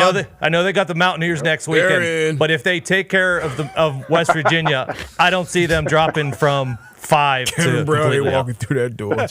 Yes, he is. Not yet. Yes, he is. Really? You think D-Butt? Really? Hey, hard-edge Scotty Fox. Have you had eyes on this Scotty Fox boy? Have you seen this Scotty Fox boy? He can play for real. Saw that filthy 90-yard touchdown pass. Yeah, it was a great throw. Yeah, dart. On the money. Now, running back did take that thing 92 yards of that 93-yard thing, whatever the case is. It was a good run, but we got a good team. All of a sudden, hard edges there. And if we were able to get this, we beat the Big 12 champs. Yeah, but Texas Tech's defense is unbelievable. You think you're going to be able to get this against that? You might not be able to get this against Texas Tech. Yeah, Heisman candidate over there. Yeah, Rodriguez is certainly a stud at linebacker. They got a D-line, though. That is... Them dogs like to hunt. They're very big, very athletic, very strong, very fast. Yeah, that is a worry, because it does feel like throughout a majority of the year, the problem you see lies in the trenches. And it feels like a starting group. Well, the solution can be found in the trenches as well, which I think is something that could have been addressed maybe in the offseason, but there wasn't a lot of time. But it certainly is being addressed right now if you look at the local headlines, if you will. Of course. But the starting O-line has gotten kind of worse. Not like they've kind of stayed the same and got worse, which is not supposed to happen. No. Throughout the year, you think just big people moving other big people, though. Isn't that what they do? So I heard that. Texas A&M what they are very, very, very, very, very strong at, West Virginia maybe not our best, and somehow getting worse maybe as the season progresses. And on that note, any given Saturday. Any given Saturday. Any given Saturday. And with the boys getting a little motivation, maybe Kevin Bryant, maybe his jawline and the couch thing kind of threw its way, Bluetoothed in to that offensive line. They're saying, you know what, boys? We're starting to get big-time recruits in the offensive line. Maybe we should learn how to play football good, and maybe they start really doing well, and that could happen this week against this Texas Tech team. That could happen. Possible. Tony, you have some clarity on the SEC? Yeah, so if they win out, it is A&M and Bama. Georgia would need either Texas to beat A&M or Auburn to beat Bama to get into the SEC championship. Hey, crazier things have happened. That's right. Oh, yeah. Hey, crazier things have happened. That's why it's rivalry week next week. Exactly. I think the big thing, though, you mentioned it earlier, is with everyone being pissed about Notre Dame. Like, at this point, they play Syracuse and Stanford. So it's like really the only thing, unless Notre Dame absolutely collapses, which I don't think anyone thinks, it's like they're only going to move up. So they're just going to piss more people off. So if you're one of these teams, it's kind of like a friend. You might just need to swallow that poison pill and realize that Notre Dame probably is going to be in there. Yeah, and Notre Dame, very good. Yes. We actually had a conversation with Jeremiah Love that we'll be running at some point today. He is very likable, too. Not only is he like Heisman potential winner, he is phenomenal. And then the way he talks about Marcus Freeman and the team and the brotherhood and the culture and the way they've been playing since those losses, it's like, I know we all don't love it, but it's like a very real thing. Notre Dame gets a lot of eyes on them on a very regular basis, so people see their team where they're at, as opposed to watching film of these teams, which some of these CFP committee members probably have to do in the moment. It's like Notre Dame is being followed by everybody all the time. So when things are up and to the right, they're always going to get the benefit of the doubt, it feels like. Not saying it's right. It's just reality of the situation, D-Bud. Absolutely. I love these conversations. I love talking about it. Look, UConn, we're a year away. We'll have a Heisman finalist with Joey Fanano. We'll have a Biletnikoff Award winner. That's his name. No, he doesn't even know. Skylar Bell, wide receiver. But the thing I do get most excited about outside of the actual games, that song. Well that said. Boom. There's no way we're doing this again. It's a lot more fun. Starting with 12, counting down to 1. That's how we crown a CFP national champion. That's how we crown a CFP national champion. Champs keep the dream alive. 1 through 4 get a first round bye. 5 to 8. She loves ball. 5 to 12. Winners move on and the crowd's As much as her. New Year 6. Bowls on a rotating basis. That's a bar. Yeah. Oh, yeah. All-time favorite team. Somebody new bursting On the scene. No one from the Sun Belt getting in. Baby. Counting down to 1. That's how we crown a CFP national champion. That's how we crown a CFP national champion. All right, we're done. We can't do that. What? I didn't know there was another. I never see that part. I didn't know there was What more. the hell? Why No, are we stopping we're it? done, we're done. I couldn't take it. We need to see that. This is new. What is happening? Hold on. Schools get a shot to shine. More games and a lot more fun. Starting with 12, counting Down to 1. That's how we crown a CFP national champion. Wait, we skipped the new stuff. I Go thought to we the were new going back. I stuff. thought we were going back. What the hell? Didn't we all think we were going back? Yeah. Bruce didn't get it, and Bruce was done with it too. So maybe we'll catch you next time, boys. We got a lot of time to shine. Okay? It sucks. No, we're just gonna be okay. We got a lot of time to do this. When was that video released, and why did we not know about it? Well, I think maybe it has been the entire time, and maybe No, we watched the whole thing. Yeah. That's last year's. That's bullshit, Dad. Shut up, That's Foxy. 30 seconds of additional content that we have never seen. Nope. before. Show us that shit, man. Right there. I've never seen any of Here we go. Here we go. finals if you want to have a chance to claim the title. It's Bar. survival to make it to the city that hosts the final. What? schools get a shot. I mean, those college football fans were mind blown. We need to listen to that 10 more times right now so we can memorize it. They're definitely fans. That classroom looks like big fans. That was They are. They're mind blown. That was great. How did we miss that? I am livid right so now. they had a radio edit release that they put out? Must have. And then they decided to cut out that one? Mm-hmm. Yeah, right. We need that one. Jim Cameron directed that thing? Honestly. That's Yeah, and amazing. Hans Zimmer made the music. Wait, there's a chance. I think Diplo even potentially touched that. Yeah. But whatever. Now that we know more about AI, it feels like potentially. Yeah, which You once thinking again, AI's putting that together? Hell no. No way. No way. We're not that advanced. Starting with 12, counting down to 1. Computer ain't coming up with that. Joining us now, ladies and gentlemen, is a man who is a computer of a human, but somehow still remains an ability of moxie that makes him lovable to the entire world. This guy is a machine. This guy is great at everything he does, including owning soccer teams. He owns Burnley in England, relegation zone. Oh, no. Again. They're way down here. They're getting a shot to shine right now. Yeah. They're getting a shot to shine right now. Espanol, maybe winning the entire thing. Mm-hmm. Now, they could have Pochettino, He's ours. the head coach of the United States men's national team. But they let him walk out of that building before JJ was on. Ladies and gentlemen, JJ Watt. Who said again? Who said again? You know. Who said again? Some freaking idiot, dude. Freaking. I think it's that guy. Did you just get out of the shower? What'd you do? Just hop out of the shower? You don't have a blow dryer? You don't have a towel? Yeah, man. Freaking clean. Perm? Good burn. Yeah. His hair looks good. It is flowing today. Is that what you were referring to there, Jage? Is that what you were talking about? Yeah, I mean, it is. There's not a lot you can attack with the hair besides the fact it's not dry because it does look pretty damn good. 4 eyes. I mean, that's a layup every time. No, I wear the glasses now, so I can't. I put the glasses on every now and then, so I can't attack the glasses and be a hypocrite here. Remember, he has the big. Oh, yeah. The Dahmer ones. The Yeah. Dahmer ones. And then he has the. Right? That's the one? The hair has been on point, though. There they are. Yeah, that's what we're talking. Yeah, that's exactly. Too much glare. Too much glare. Well, that's because the blue light's not getting through there. Smart. You know, you're training your eyes at the same time you're training your body. And you're doing a great job. I mentioned it there. Espanol, you guys could have had Pochettino as your head coach. You guys decided to kick him out of town, and now he's leading the United States men's national team to win the World Cup this year. Have you seen what we're doing right now? Maybe you sign Berhalter, bub. He's in the MLS. I don't know if he'd want to go play in that the La Spain league or in whatever league you guys are in England at this point. The Premier. But boy, what a ball striker here, JJ. Ooh. Maybe you open the bank account for old Berhalter, who's going to lead the World Cup.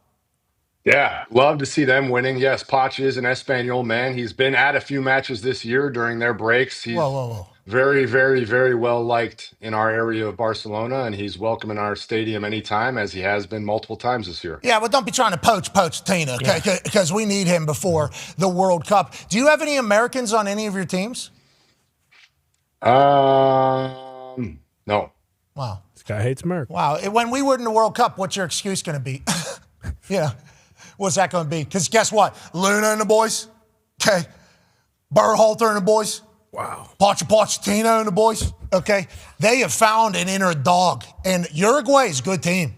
15th team in the world. Uruguay is a great team. 5-1, we win. They pick up a goal 45th minute. They also got a red card. Our boys didn't overreact. But last game fought. Yeah. Okay. Our guys aren't flopping around. They're not divas. Pochettino found a bunch of dogs. Is that your Espanol team? And why don't you have any Americans? What's that? You don't like Americans? What's going on here? It's we're open to them. We're welcome to them. We've discussed a few Americans in the transfer window over the past. Have you? A couple of these teams, but I mean, there's Spain and England are different games. Also, you have to understand that Spain's a different game. It's a much more technical game. England's a little bit more of a physical game from that standpoint. So it's been really interesting watching the two differences between leagues and how they play these games, because they are completely different styles. Okay, so England, we're a little bigger, stronger. We're knocking it down. We're getting it into the blender. We're making some plays. Spain, we're kind of knocking around a little bit. We need a little bit more individual skill, and also maybe a little bit more flopping and rolling around in dramatics. Is that what you're saying? A little bit more of that? I don't know about all that, but there is certainly a lot of technique and tactical play in there. But I mean, it's coming. It's everywhere. I mean, Pep at Man City obviously brought a lot of that with him when he came over from Barcelona, and it's really fun to watch. It's fun to break down, and you have to try and find a way to keep up, because the teams at the top obviously have so much money to be able to spend on the very top players who are the best technical players in the world. And when you literally can't spend at the same level, you have to find different tactics to keep up. And that's where we're at. And we're not in the relegation zone, by the way. I didn't say it. I said it because that's what I was told. Yeah, he said near. Oh, I'm sorry. You're lurking. Yeah. You know we're at the bottom in the relegations. We're right above it. Is that not where you are right there? You're right above it. Hey, you know those 3 red lines? We ain't one of them right now. Yeah, you're right. Hell yeah. You're right. We're still fighting. We're scrapping. No, I heard we had a tough We got loss. Chelsea this weekend. We got a big one. 7:30 a.m. Eastern time. Chelsea. What day? Big match this weekend. Saturday. So you'll be taking your shirt will be off by that time. So we'll see, out there in Oregon. Where are you guys here? Oregon, Eugene. USC's traveling. Second time this year? Yeah, second time in about a month or so. Always a good scene. They say for game day since long before I got there. Since I've been there, always a great scene out there. Early, any of those pitch black ones that kind of start, and then there's kind of daylight at the end. And I don't know how the rest of the guys on stage and everybody on the show feels like when you walk out of a casino and that light hits you. Yep. That's kind of what it feels like about 2.5 hours into that show is that sun starts to really come up and start peppering you a little bit. And it's like, wow, okay, here we go. The day has just begun. And somehow the people that are from out there, they're getting empowered by this thing. They somehow are out there early and are even more. They're some of the best fans, I think, that all the sports have out there in Oregon. And they've always had a great scene. Montana. I'm gonna be on at 4:30 a.m. So if you need something to really get your gears going, 4:30 a.m. Burnley kickoff out there. I'll be up. I'll probably wake up 3 Wasn't this the week you guys were going to go to a small school? I thought. So there was an opportunity. Montana State. They've played 147 times. I think. Is that right, Tone? 147. It's the 124th Brawl of the Wild. Okay, I was nowhere near it. Nah, it's close. Grizz and the Bobcats, right? Yeah. Grizz and Bobcats up there. Boom. Good football. Yes, Missoula, Bozeman. Yeah, 124 times they played. This is the highest they've both been ranked, obviously. They're 1 and 2, I think, right now, right? Is that not accurate? 2 and 3. Perfect. What? Perfect. I didn't know that, Why did you choose this, Pat? Why did you choose this one? I didn't choose it. You chose it. Don't lie. We all know you have more power than anybody in that entire building. Not a game day. For this particular program, yeah, I fucking got it. Okay, I definitely do. Both back pockets. You go and shirtless and you pick for and $2 million. Let's be honest. Who holds the power here? That's my pocket. That's the money coming out of it. I know. Yeah. I think you're paying more than that. The whole show production.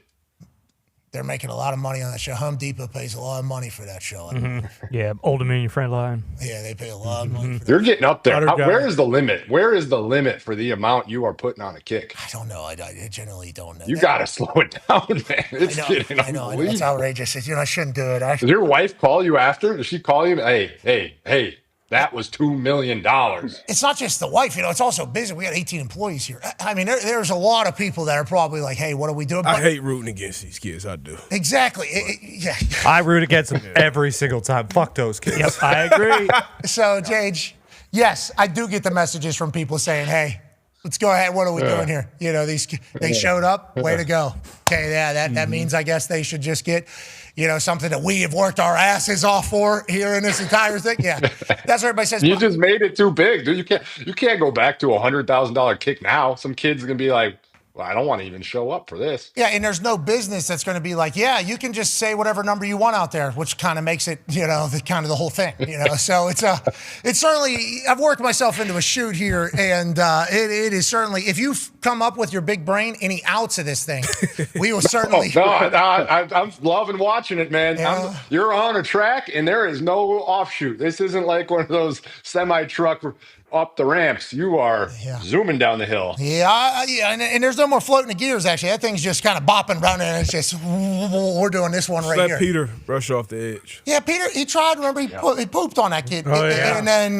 made the kick. Mm-hmm. Yeah, Worried about Peter. It's a long season. He was tired. I saw him taking a nap. Yeah. Peter's got good energy. He's actually becoming like a mature dog. I'm like watching it happen. Okay. Peter's a good dog, dude. Peter's good. Yeah, He's so big. He's so big. And his tongue never. I don't know if his tongue. He was a little tuckered out. He was a little tuckered out. Time to give Mitch a shot, man. Let Mitch Hell, eat. that bed is nicer than the bed I sleep in. Yeah, Kirk Herbstreit's been doing it a long time.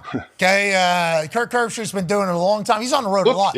That pillow is so nice. So nice, such good. Peter actually wishes it was a worse one. Yeah. Kind of get a little imprint in there. Yeah, but Sweet boy. Peter's the best. Peter is a great dog. Herbie, obviously, in the middle of a hell of a run. Tomorrow night kicks off week 12 of the NFL season. Let's chit-chat a little bit about, I heard you were making some faces there as we were playing the 12 down to 1 before we get to the NFL. You don't like the college football playoff song?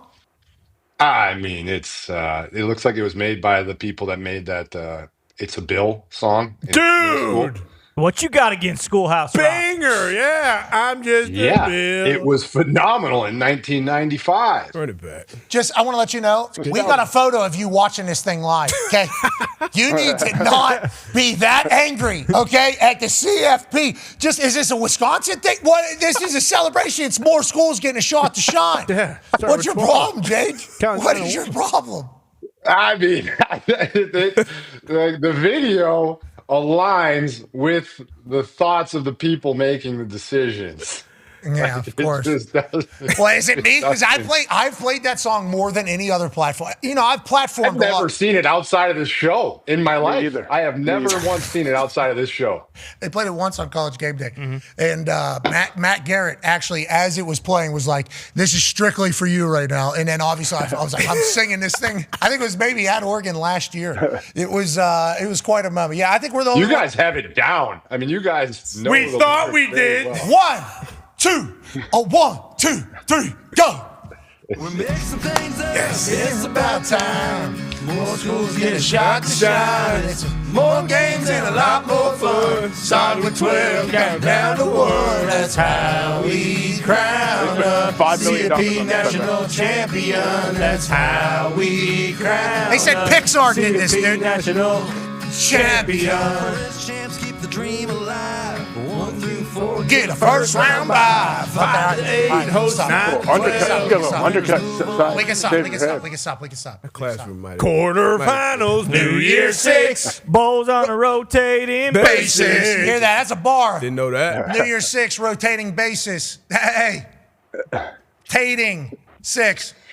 I mean, that is. I mean, not to mention the lines we don't even freaking know, man. If we played those sounded awesome. No, we got a lot of days. All right. Till we start our 12 countdown to 1. Let's go back to the NFL. Right. You had the Bucs and the Bills. Josh Allen is just absurd. What is kind of your takeaway from his historic day? Him and Otto Graham, the only ones in the history to do what he did this past Sunday with J.J. Watt on the call. And I will say, J.J., I saw the people tweeting that they enjoy you and Mr. Eagle on the call. I will echo that sentiment. I think you guys are very good at what you do. And you commentated history this weekend with Josh Allen. What are your thoughts on the Buffalo Bills and what they can do with Josh? It was a crazy game, man. 9 lead changes. I believe that's second most in a game in NFL history. It was a nuts game. It was awesome, back and forth. I mean, the very first drive of the game, Todd Bowles was heating Josh up, and he chest passed an interception out of his own end zone. And you were kind of like, oh, boy, where's this one headed? And then he just casually has 3 passing touchdowns, 3 rushing touchdowns. And you hear his interview, I believe it was either today or yesterday, and he said, I still don't think I played my best. I missed a few throws. And if you watch this game, that's actually true, which is scary. Like, he played unbelievable. He was playing free. He was playing like Superman. He was playing like Josh Allen. You know, you watch that Miami game 2 weeks ago, and you're like, what's wrong with this Bills offense? Yeah, and then you watch them this week, and he is completely free, playing how he wants to. He tried a lateral while he was running down the field, ended up being a forward pass. But just seeing him try those things and do those things was nuts.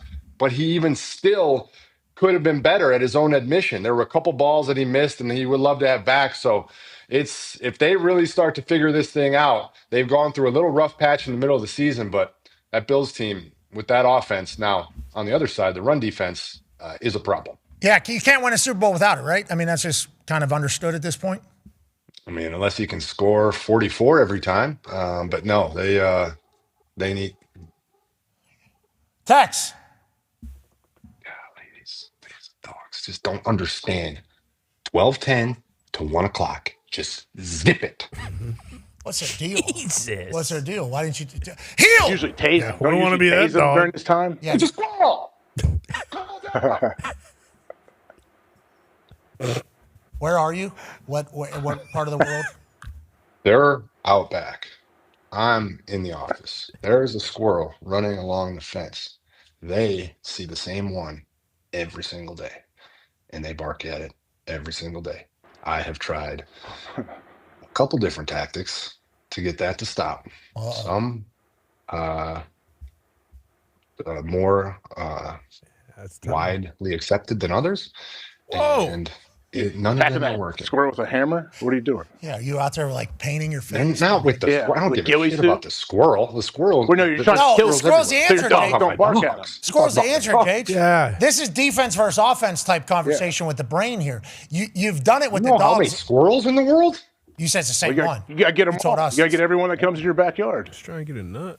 That's all. You know, you just got to get That one. would be a problem. If I was popping pellets at this squirrel, there'd be a couple problems. That's what we thought you meant whenever you were saying like more accepted than others. Oh yeah, no. We didn't know if it was like I crossbow.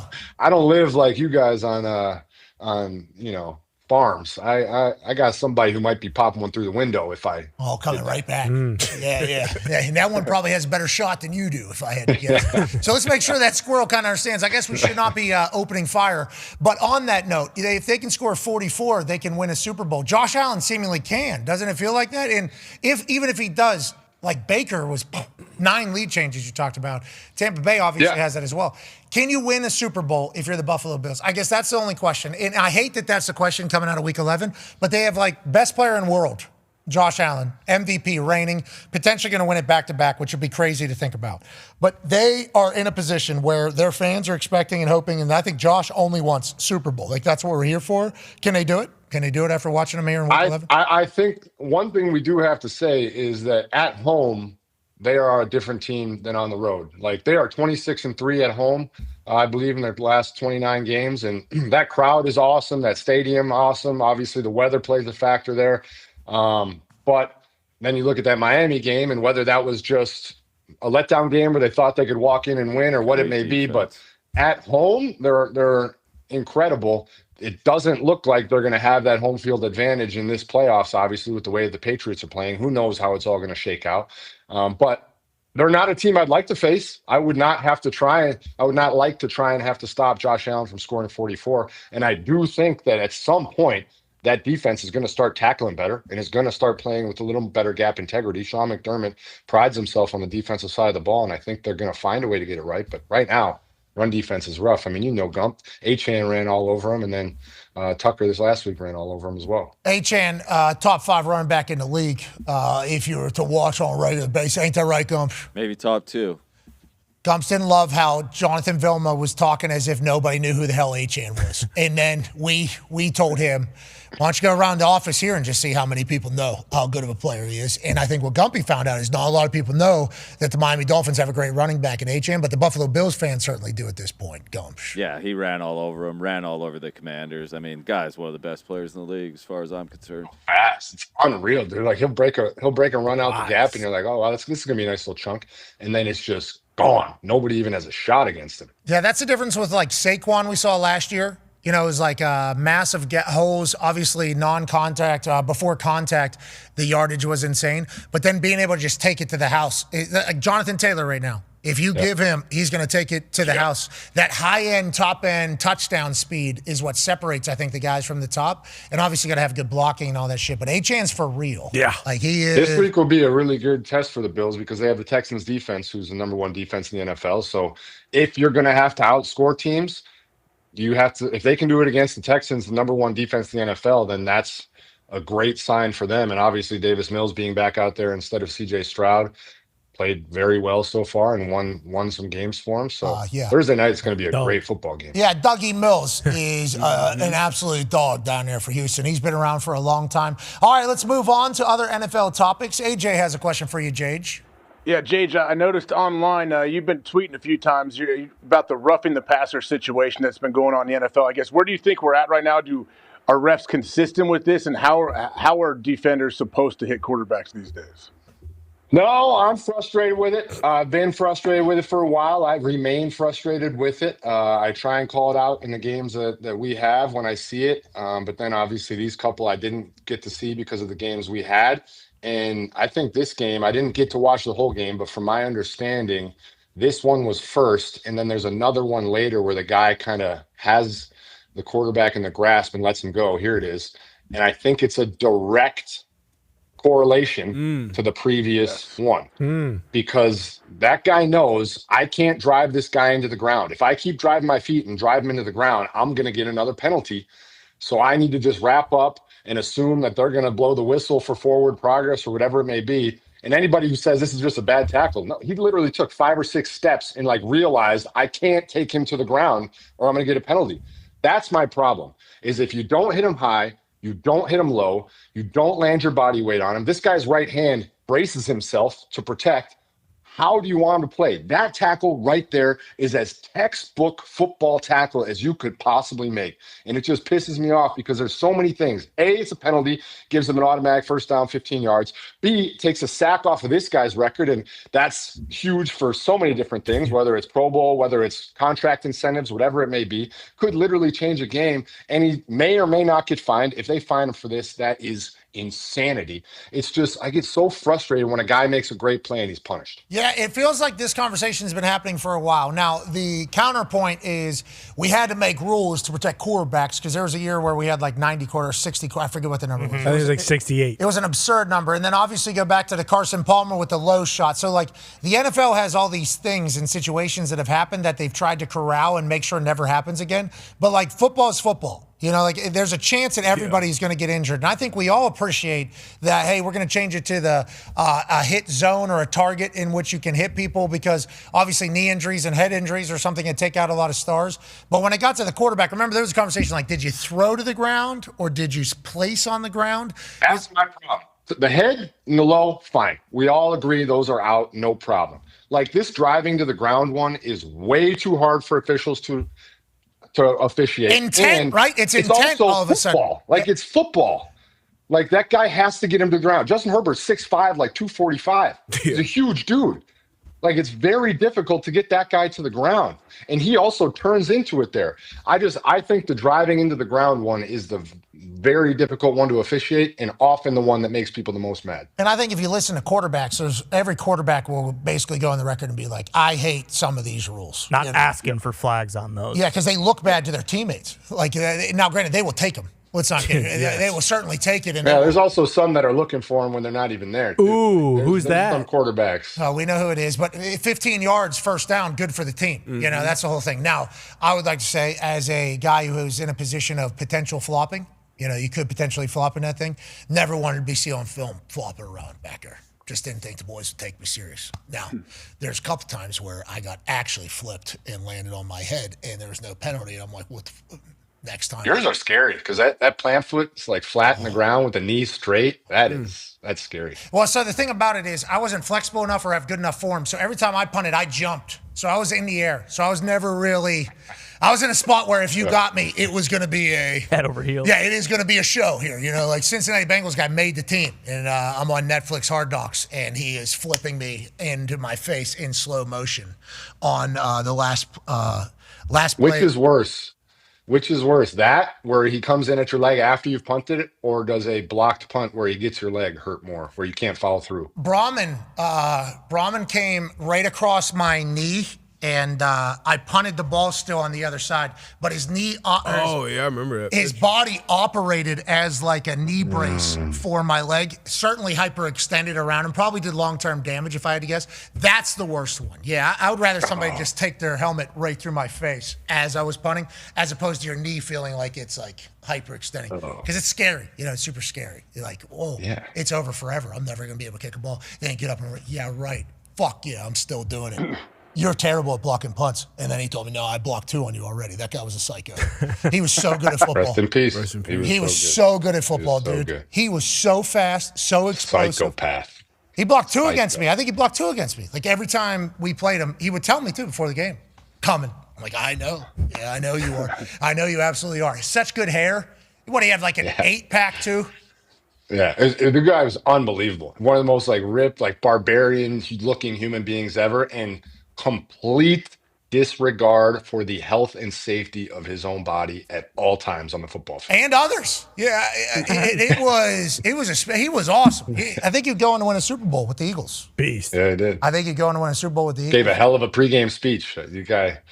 Because it was like, we're all going to die today. Every one of us, we're going to die today. And you're like, holy shit. All right, I'm with you, but you seem serious right now. And he played like that too. And he was so He good. did. For He special did. teams, he was perfect. I mean, he was absolutely perfect. But yeah, he got me one coming across this way. And he also got me one this way. So I would say strictly from the Brahmin blocks, I would rather take the one coming this way as opposed to across there. But for quarterbacks, you can't be flopping around. No. Can't be flopping around. Unless they're going to give you first down. And then if you're on my team, let's see you flop. You know, let's get this first down. True. Let's extend this drive. Let's keep this thing going. They should have stayed away from you. Then there are rules. And JJ said, I'm a part of the problem. So I do apologize for that. Let's talk about some of the other things happening around the NFL. Go ahead, D-Bud. Yeah, we're talking about Josh Allen and kind of his nemesis in the playoffs has been Patrick Mahomes and the Kansas City Chiefs. Going into week 12 now. Chiefs sitting at 5-5, and we just had that playoff picture up, and you see him lurking right now. What's your thoughts on the Kansas City Chiefs going forward? Because I need you on record.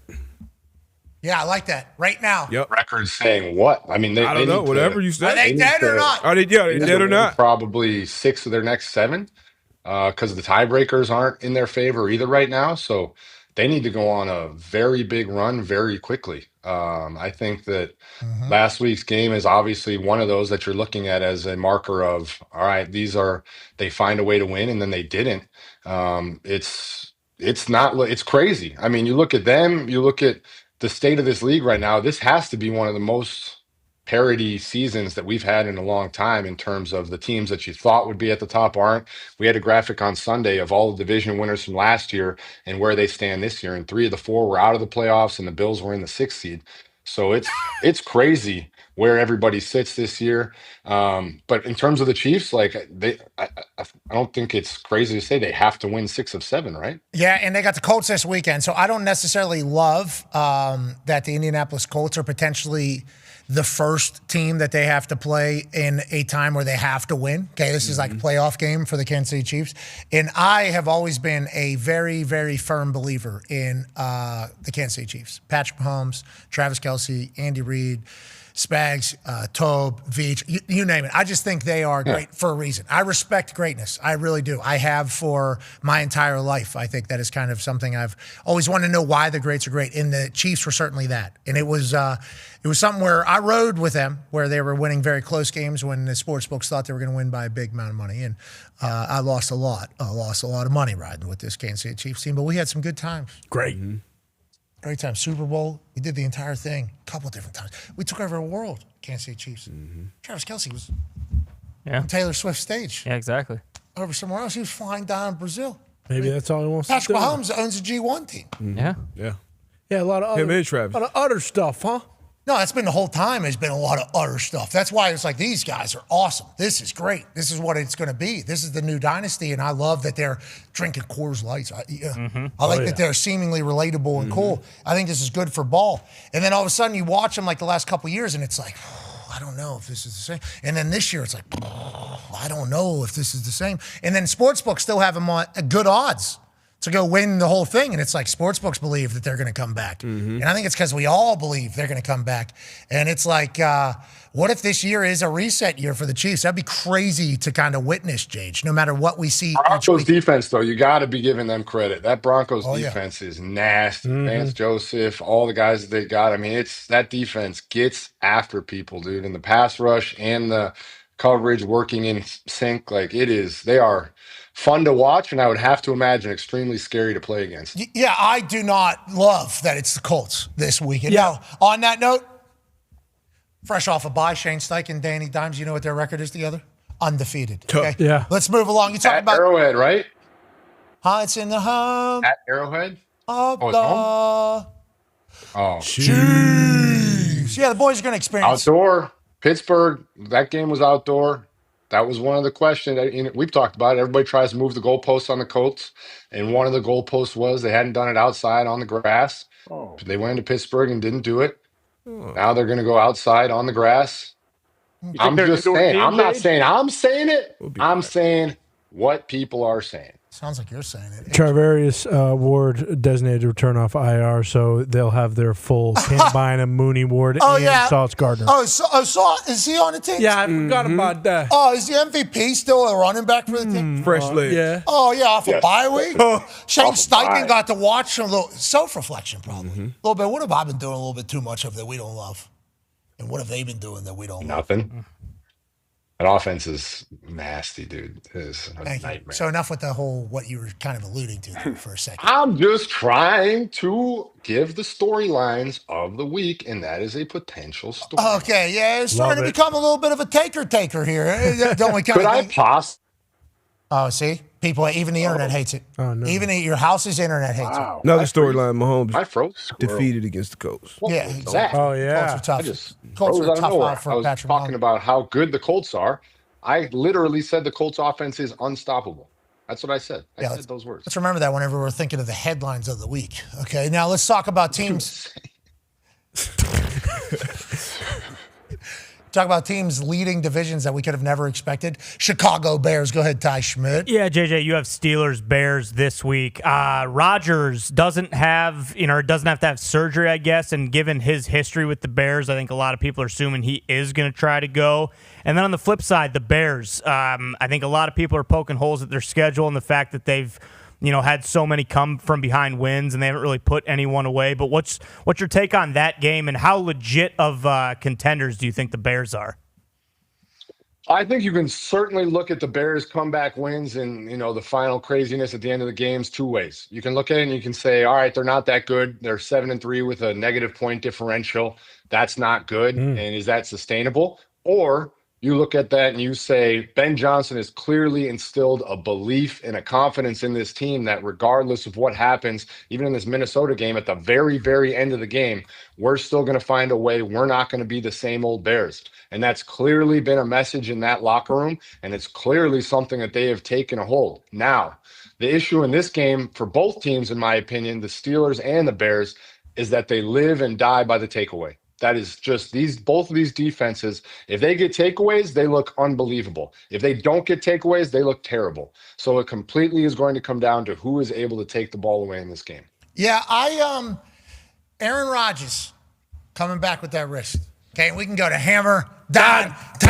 What are your thoughts on who plays quarterback this weekend, Tone? My thoughts are that the Bears are basically Aaron Rodgers, like his magic pill. Okay, this is exactly who he needs to play right now. He is the owner of the Bears. He's the mayor of the Bears. He's the president and king of the Bears. He's basically like the Browns to Ben Roethlisberger. So him getting back into this game to go against the Bears, I think would be exactly what he needs. Even though I thought Mason looked pretty good last week. All right, that's a good spot to be to have a good backup quarterback. Obviously, the Pittsburgh Steelers still have everything in front of them. Ben Johnson and this Bears team, insane to think where they are right now, especially with how it started. How it all started. I mean, it's a wild story. Bear Dahn at the top of the North. Yeah, the Bears, the kings of the North. Get used to it, Ty. Say Chicago people. No, for sure. Do the playoffs start next week? No, we got like a month and a half, 2 months left, right? So we'll check back in. But yeah, the Bears are Ben Johnson. He's the real deal. He is the real deal. That's a Green Bay Packers fan. Now, Can you give me the rundown real quick on that Packers game? I literally did not have a chance to watch it. I was excited to see what Jameis did. I saw a couple updates, but just run me down through the real quick of the game. The Giants kind of ran the ball at will. Jameis looked pretty good. He had about 5 or 6 balls that probably could have been intercepted. Jordan Love's stats weren't great. The wind was a very serious deal. But when it mattered, Jordan Love had this touchdown pass to Christian Watson. And then on the most, the Giants going down to tie it, Jameis finally, in the most important moment of the game, in the red zone, he threw a pick that I don't think was really on him. But all in all, Jameis actually looked pretty good. You could tell that the Giants played very hard for him. Yeah, and it wasn't just Did he Jameis. not get a false start on that play? I don't know. I didn't see it. Let's watch it back. That was definitely a false start. On Jameis? Oh, Jameis, yeah, falling backwards, you think? Yeah. False start all day. Such a Jameis play. Yeah, he locks in. He's falling. No, it's not the time, Jameis. No, it's not the time. But even in this snap, obviously, Jameis is entertaining. Before the game, we heard his speech. He had a press conference afterwards. And I don't know if you saw, he brought back the Harlem Shake, too. He absolutely crushed it. I mean, just absolutely. That's the best angle. Do the Harlem Shake. Clean. Yeah, keep going. Yeah, not enough. After he did the feet, after he swept the feet, could have been done. He said, no, let's toss another one on top. He obviously quoted Hamilton, did the Harlem Shake. He's taking a tour. I don't know if he's going to bring pizza out for Brooklyn. I will be very excited to see what Jameis does. But that is literally Jameis football. Let's talk about football growing worldwide. We need Jameis maybe in a Super Bowl at some point. That'll help. But also the traveling game seemingly smashing success. Go ahead, Conman. Yeah, Jage, I'll let you know that I thought you kind of did the Bucs-Bills game. You did it justice, and you didn't respond because I think you thought I was being sarcastic. I was being genuine. Just want to clarify that here. But the international games, wrapped up in Spain. Kind of awesome this year with Ireland getting their first game ever. How do you think about the entire international slate? It is being reported today, actually, that the Saints possibly might play in Paris next year, as early as next year. And also, Spain did a fantastic job, set it up perfectly. I saw McQuaid actually mention that he thinks that a Super Bowl should be played over there just because of how special and great it was. I'm not sure if there were McQuaid stats on the field itself. I believe, in order to do this, lads, we're talking just pounds and pounds and pounds and pounds and pounds of paella to actually smooth out the seams. We remember a couple years ago, in, I believe it was the Tottenham Hotspur Stadium, lads, there was the big seam down the middle, and we remember David Bakhtiari basically was bitching and moaning about, hey, I can't play on this. They brought a lot of fresh paella, kind of smoothed those seams out, and a lot of lads were actually saying, hey, this is the best turf I've ever played on, lads. You're talking about Spain. That is Irishman McQuaid, Jage. But go ahead, Conman. Yeah, but Jage, overall, how do you feel about it? What do you think about the Saints possibly playing in Paris next year? And what do you think about Tua suggesting Jerusalem next year? I'm going to stick with the Spain game here. I thought it was, that stadium is unbelievable. Like, everybody's well aware that stadium, what they did there is incredible. They built something spectacular. What I will say, which is really interesting, is I've seen so many people saying, this is a reason why the NFL players should be mad that they don't have grass. If they can do it like this, we can do it. Well, I'm 100% on board with that. I'm with the players on everything. But this is very similar in a way to what Houston had a while back with the bringing the grass in and putting it together. And like you just mentioned, Tottenham with the grass and the seams. There's seams. There's a lot of seams in that field because those are all put together. So it's an unbelievable system. I think it's incredible. It does still have, that's an engineering feat that, it was hard to get your brain to comprehend. So much money. But I do think that this thing is headed towards an international game every week. I think that's what the NFL wants. I think that's what the commissioner wants. I think we're headed towards, at some point, maybe not week 18, but every week other than week 18, I would imagine there will probably at some point be. All right, we have 30 seconds till hard out. You talk about the grass not being good. The NFL has filed a grievance against the NFLPA about the report cards. Just quick take on that. Just one sentence, maybe two or three about the NFL and the NFLPA maybe doing away with the way the report cards are currently being done. Which teams complained? Was it the ones with good grades or the ones with bad grades? We don't know exactly because there's no transparency. I think we do. And also, they trust the players to vote on the Pro Bowl, but they don't trust them to vote on how the facilities are. There's a lot of interesting things here. It's strange. I don't think the Vikings complained, probably. They were number one in literally every category. It probably wasn't them who complained. Yeah, but what happens if an owner comes out and says that their quarterback's no good? Is that public disparagement? Because that sure feels like public disparagement. I'm just trying to piece this together here because somebody's upset, and you would imagine that it would be the people that had to dole out some money to do it. So maybe don't be cheap. Build a nice facility. Treat your players well. Make them happy. Be a friend. Tell a friend something about that you love them. And have a great day. Be a friend. Tell a friend. Gosh, I can never remember it. Have a great day. It's so close. That was perfect. That was perfect. Oh, that's amazing. What the fuck is it? Tell a friend. You nailed it. You nailed it. Yeah, you just tell them whatever you want, dude. Just tell them whatever. I think you nailed it. That's what you need to tell a friend at that moment right there. Yeah, that was good. Damn it. Hey, that was a good take, too. Tell something nice. Be a friend. Tell a friend. No, be a friend. What is it? It's whatever you want to do, brother. Something nice. Be a friend. Tell somebody something nice. Close. I mean, you had the first two sentences the whole time, and then you just abandoned Tell ship. a friend might change somebody's life. Close. Okay. Very close. Here we go. Unbelievable. See your friend, tell a friend something nice might change their life. Yeah. Hey, that's more so on me than it is on you. You have no idea what it is. It's probably the delivery. That should be something that's at least catchy at this point. But way to nail that. And I want to let you know, you went from take to close off like a seasoned vet. No mistakes at all there. No flubs. It ended muted. What the fuck is as it's hitting 0. That's wonderful. Now let's talk a little bit more about the report cards, though, shall we? I know. Yeah, let's talk about it. Yeah, because we've kind of delayed the conversation until this moment with you because I enjoy the way you view it. You get very upset for the players, I think, which I respect and appreciate. Your resume is also a Hall of Fame one. So normally the people that are speaking for the players in the NFLPA type situations are not Hall of Fame players. Normally it's like people that are NFLPA people. And I'm not saying that's a bad thing, but all of us just thought of all of us. Mm-hmm. How many years you played, JJ? 12. How many years you play, AJ? 11. How many years you play? 12. How many years you play? 9. 52 years of NFL experience, okay, here on this. I said NFLPA players, and we all thought the same people, okay? Not normally Hall of Fame people, okay? Not normally like Hall of Fame guys. Hall of Fame people, yes. Hall of Fame players, though, is not normally what it is because it does take a lot of other stuff. So anytime somebody like you speaks out about things that are NFLPA issues, I think it's a big deal. I also appreciate how passionate you are in the pro player side of all of this. Now, here's what the NFL was saying about the NFLPA report cards. According to my source, says at the league. Obviously, you addressed it. The disparaging thing. Not supposed to publicly disparage each other. Obviously, there's a lot of opportunities for that for both sides. That's a part of the CBA agreement. This is a part of our business. They say that the report card is certainly disparaging to the league, and it's coming out very publicly. Transparency and who's voting is what they say. We heard like 5 guys on one team's voting, 10 guys voting on another team. Who are these guys? Are they actual players?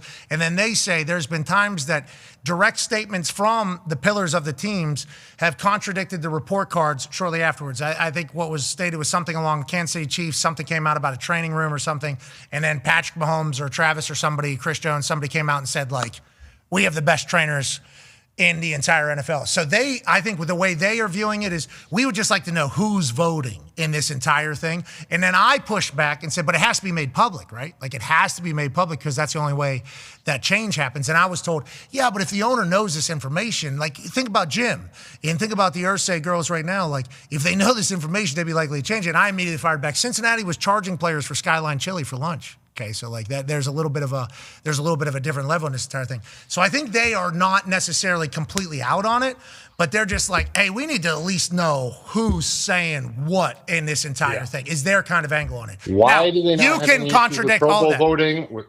Why do they not have any issues with Pro Bowl voting, award voting, all of that? Because I know the guys go into there and one rookie fills them out for the whole group. Bingo. Or guys, or the PR person fills it out for them.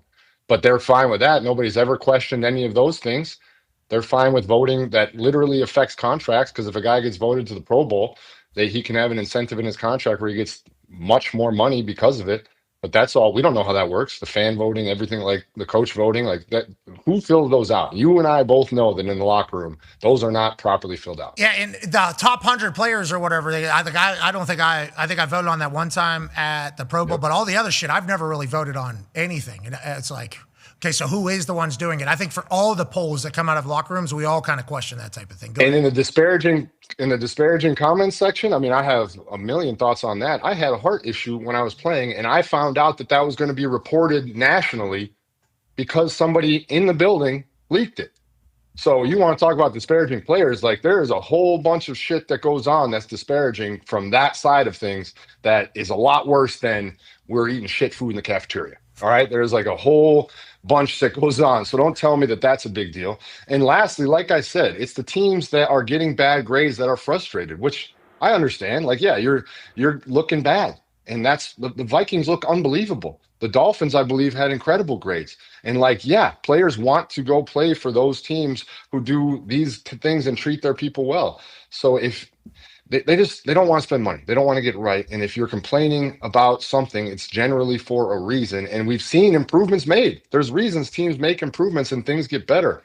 I don't know. I get very frustrated when like there's one little thing that the players have finally to voice their opinion on what's going on in their building, and now that thing is being suppressed and like, no, you can't do that. See, I mean, the Jets owner literally called their quarterback shit basically in London. Like, come on. And I think just said he go ahead. complete a forward pass. What's that? He didn't call him shit. No, yeah, he Yeah, I take the word literally back. I apologize. Redact.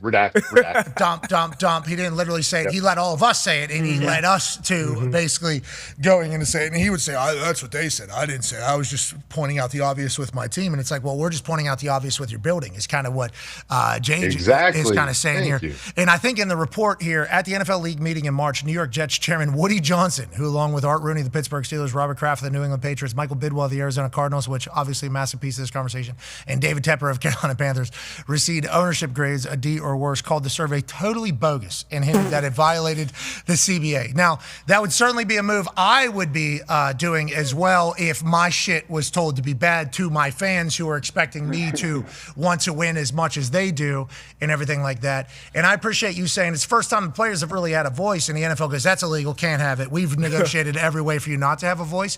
What I am saying is if I'm an NFL owner, a billionaire, and I didn't know that these things could potentially come out the way that they've come out the last couple of years, I think there should be some sort of agreement for both sides here, like the NFL and the NFLPA, because I don't think you can just eliminate these report cards at this point. I don't think you can eliminate a ranking at this point. I think the NFL is going to have to understand that, but we still need public pressure. That's the only way you do it. And the league should want that, by the way. The league should want their buildings not to be ass. Yeah, what I can say about being in that room when I had the chance to do these things was that was the vote. There were two votes that were taken seriously: team captains and the NFLPA report card. Those were the two times where we handed out cards in the room, and everybody stayed in there and thoughtfully went through their answers, because you don't want to screw up your team captains. You take a lot of pride in that. You know what it means, and you also wanted to get things right in terms of the building, both good and bad. You don't want to, like, we knew the volume that this held, the value that this holds, so we didn't want to screw that up. Like I said, Pro Bowl voting, top 100 voting, like all the awards, definitely those were just tossed. But those two were taken very seriously. He's got won a lot of these awards. But you're saying if we're going to look at just this vote, as opposed to all the other ones that are let's make sure if we're doing any voting, let's make sure it's transparency, is what you're saying. We need transparency. Yeah, I mean, I think that it's been great. I think that it's been really cool to see which teams, and I mean, you talk to guys around the league, like what we've seen publicly reported in terms of the grades lines up with what you've heard from players. It's not like it's like, oh my gosh, that team was that bad? Like, well, no, I've heard that for years. Jage, or that team was that good? I've heard that for years. Jage, to your point, one owner told ESPN, the only owners who don't care for the report cards are the ones who get the subpar grades. So owners that have invested in their building and everything like that, I think they're okay with the report cards coming out too. Yeah, good. That's a shit organization over there. Do you think, like, between us, you just said whatever, 54 years or whatever between all of us, if we went down and we ranked, just from what we've heard from teammates and friends and guys around the league, and we ranked where we thought everybody ranked, I would bet we get pretty damn close to what those records were. Yeah, because it's been talked about forever is what you're saying, basically. Like all of these places that are being showcased to the world for being ass, not necessarily the team, but the buildings, it's been talked about amongst players for a long time. So I think, Jage, the reason why you are potentially so upset is because finally there was maybe something that could change it. You know, because players have been telling their ownership groups for a long time about, hey, can we get another cold tub? Like, what can we get a... Yeah. Our team meeting is in the same places where we're eating. Like, can we add a shed? And there is, I'll give a little defense to the ownership in that there has become a very high level of expectation from colleges having such unbelievable facilities to now kids coming in and seeing that, wait, some of these NFL facilities are way worse than my college facility. And now seeing what some other teams have done, or you've heard like, oh, wow, they have that. Why don't we have that?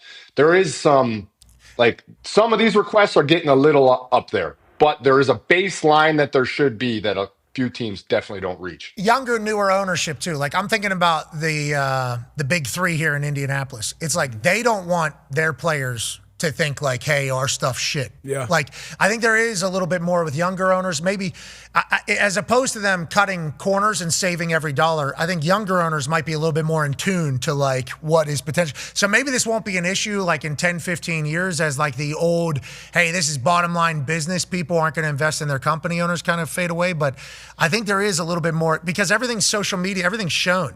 So you almost like see a lot more now of what's happening behind the scenes. So it's like I don't think anybody wants to get exposed anywhere. Yeah, like the truly great owners see this stuff and they're like, hey, this isn't going to fly on my watch. Like after Dan Snyder, when he was the owner of the Commanders, like we remember they had all Fs, and then Josh Harris basically came in and said like, this isn't okay. You tell me exactly what you guys need so we can flip this around. And then they did, they had a brand new practice facility or practice field. They revamped the training room. Like they did all this stuff and they saw that their grades over the course of one season, like they weren't all Fs anymore. They went from the worst team in the NFL to like the middle of the pack. And like I think there are several owners who actually look at this stuff and they're like, that's not okay. This is not the reputation we want around the league. I think there's some. Go ahead, Connor. Well, and just solution-wise, like instead of making them public, can't they still all do the report cards still and then submit them to, the NFLPA or the owners? And then instead of the news being, hey, these are the report cards, could they not have like a league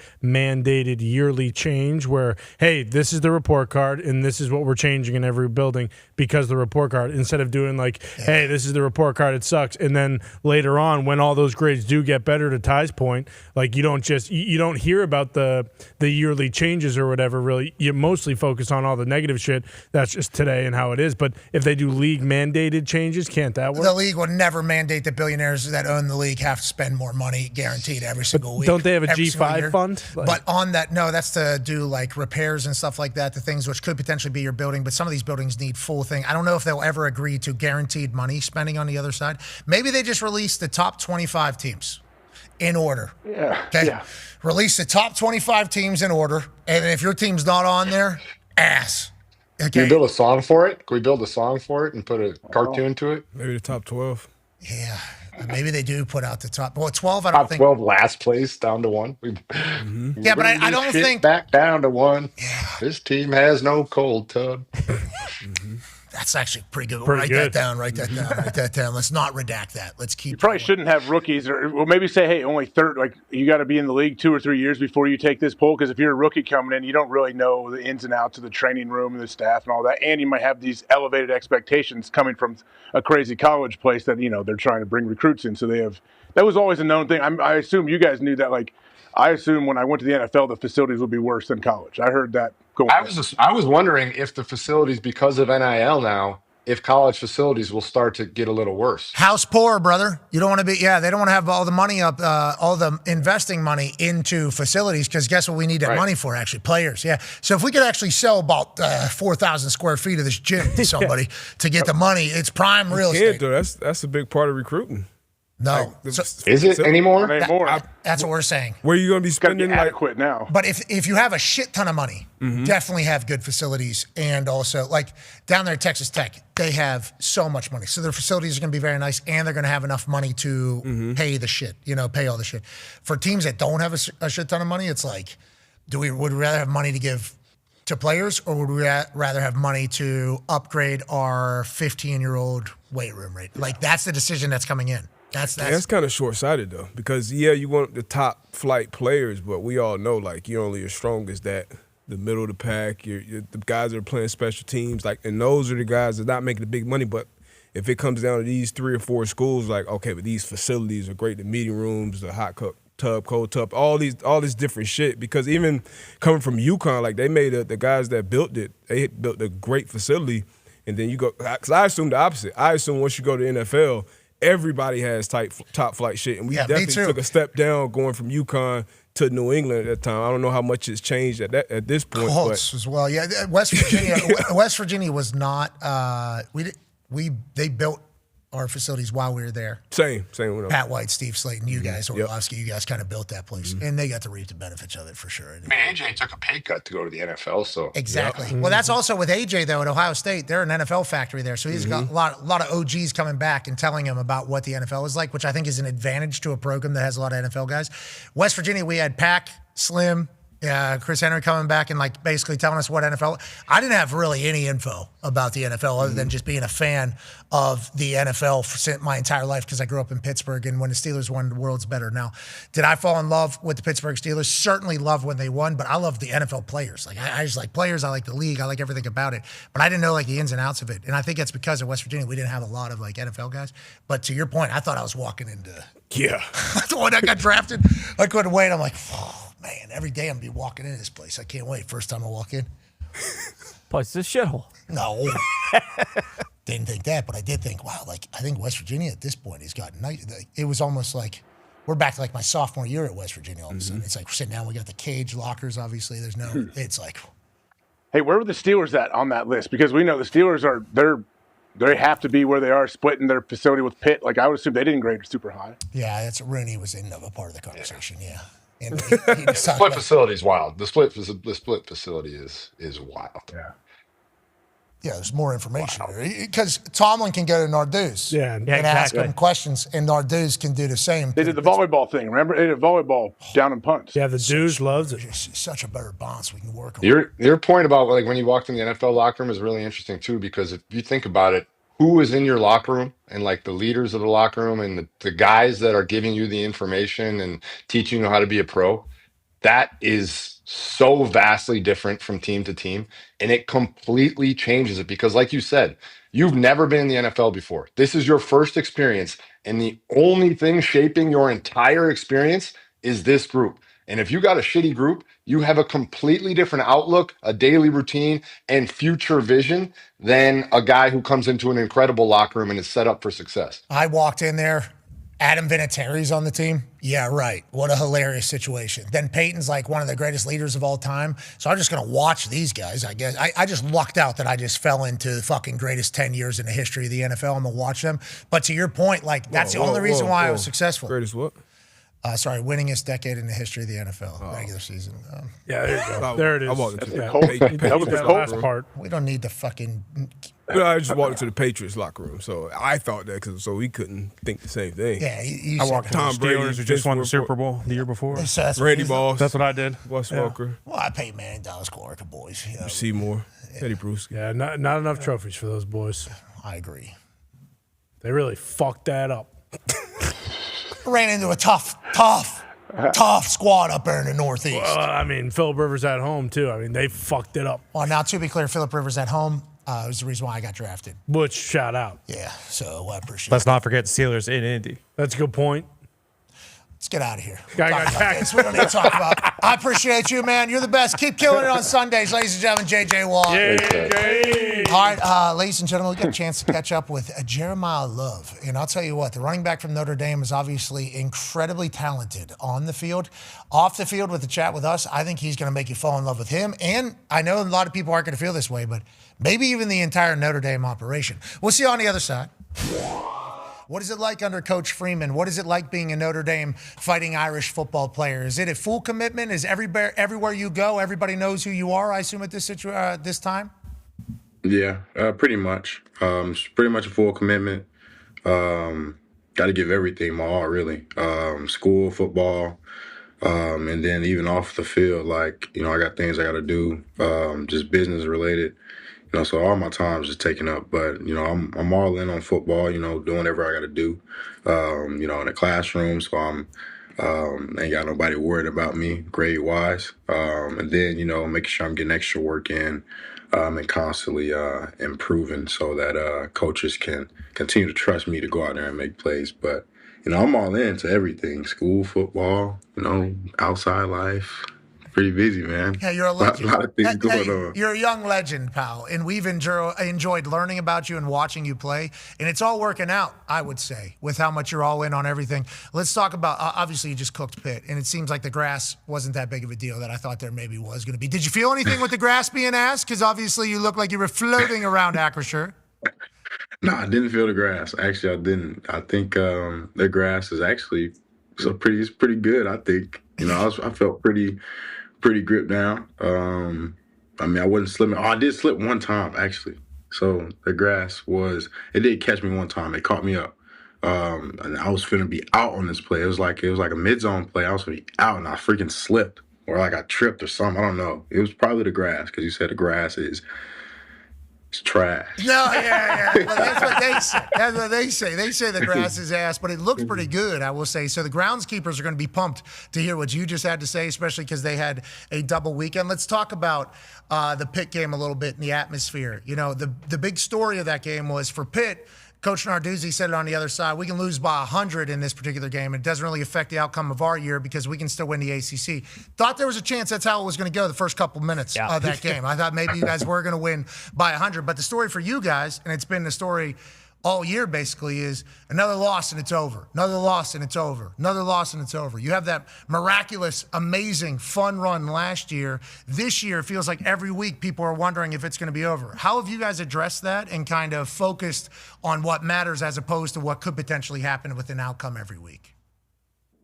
So what Coach Free does, I will say every week, is he reminds us, you know, of the pain of losing those 2 games, you know, early on in the season.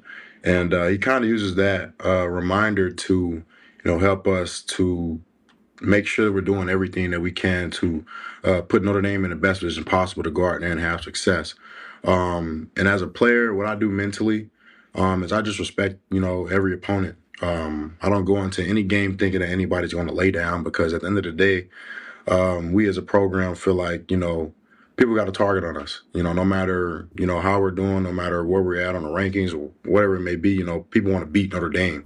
So I go into every game respecting every single opponent, and I feel like this team in general goes into every single game respecting our opponents, and we're not going to play down to anybody's level. We're going to play to our Notre Dame standard, and that's what we try to do week in, week out, just make sure that we're just doing everything we can to put this program in the best way possible to succeed. That's really all it is. Just staying on the move and working every single day. You know, we're never, you know, settling for anything. We're just constantly trying to get better and reach our full potential every single week. Tell me about getting better, and tell me about CJ Carr. Obviously, we were introduced to him at the beginning of the year. A lot of primetime games, spotlight games. They don't go your guys' way, and it's like, hey, this guy was like the prince who was promised, basically. You know, his family, obviously, football royalty. What have you seen from the beginning of the season of him starting versus now, maybe, as he carries himself? He's going for like 270 through the sky every single game. It feels like he's kind of figured it out. What have you seen from him this year?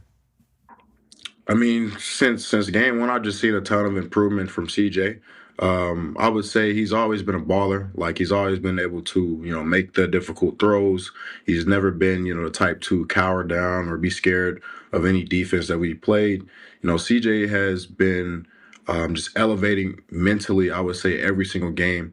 I feel like every single game is just getting smarter. I'll use an example. So, like, last game, Pitt showed like a little blitz, a blitz package or whatever they were doing, and CJ immediately recognized it and went out of his way to motion Malachi down so that he can get a better angle on coming to, block that safety. And that's just something that CJ just recognized, you know, just from him, you know, going through whatever he has to go through as a quarterback to see whatever's going on defensively.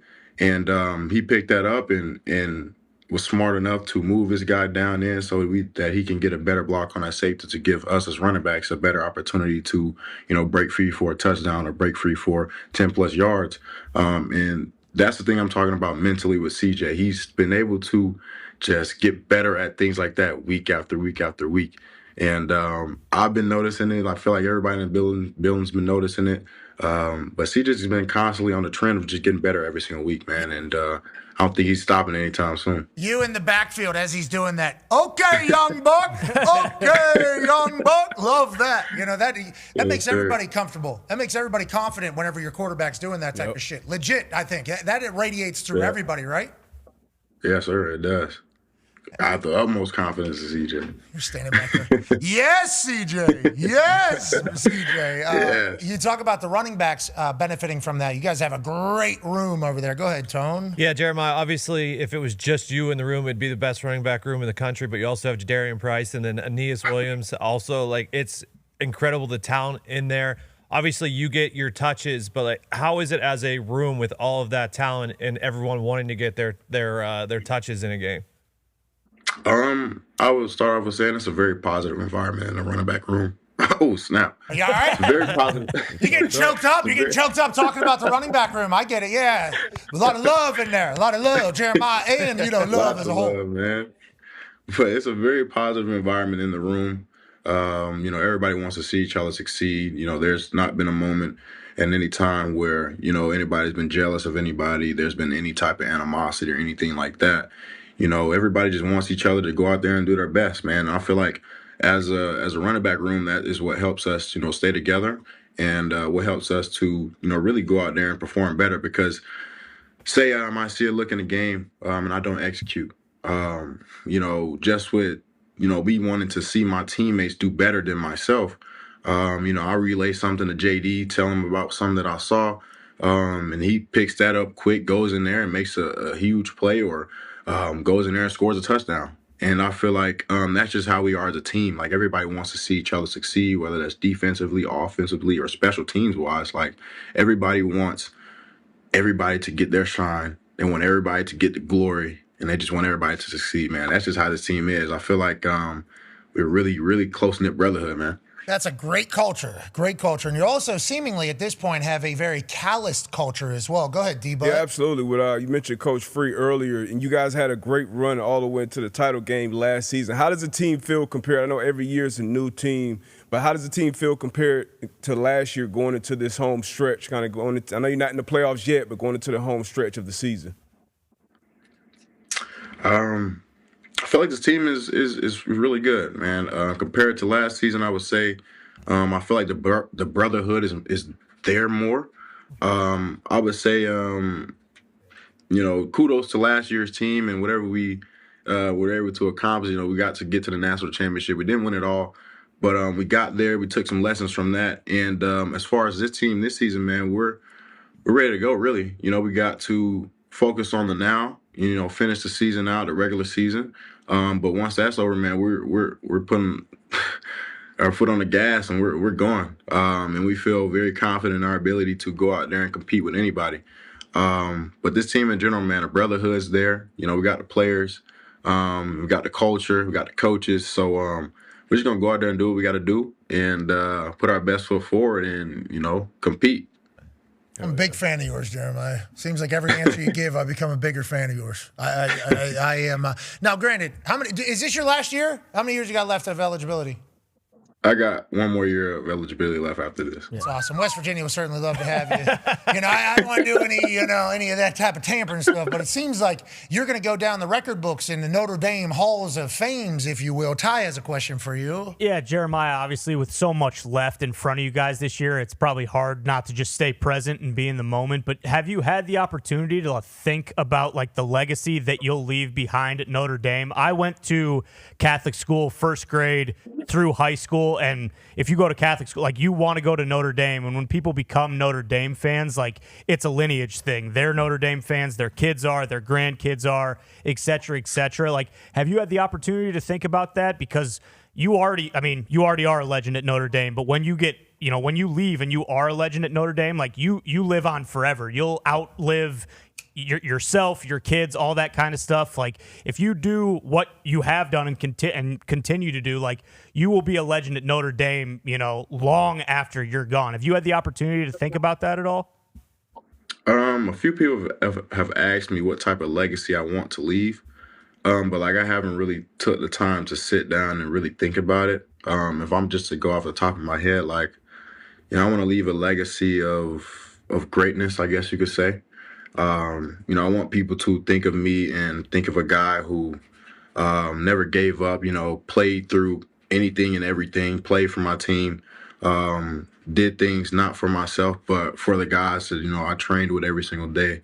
And I just want them to think of a guy that, tried to inspire people through his play.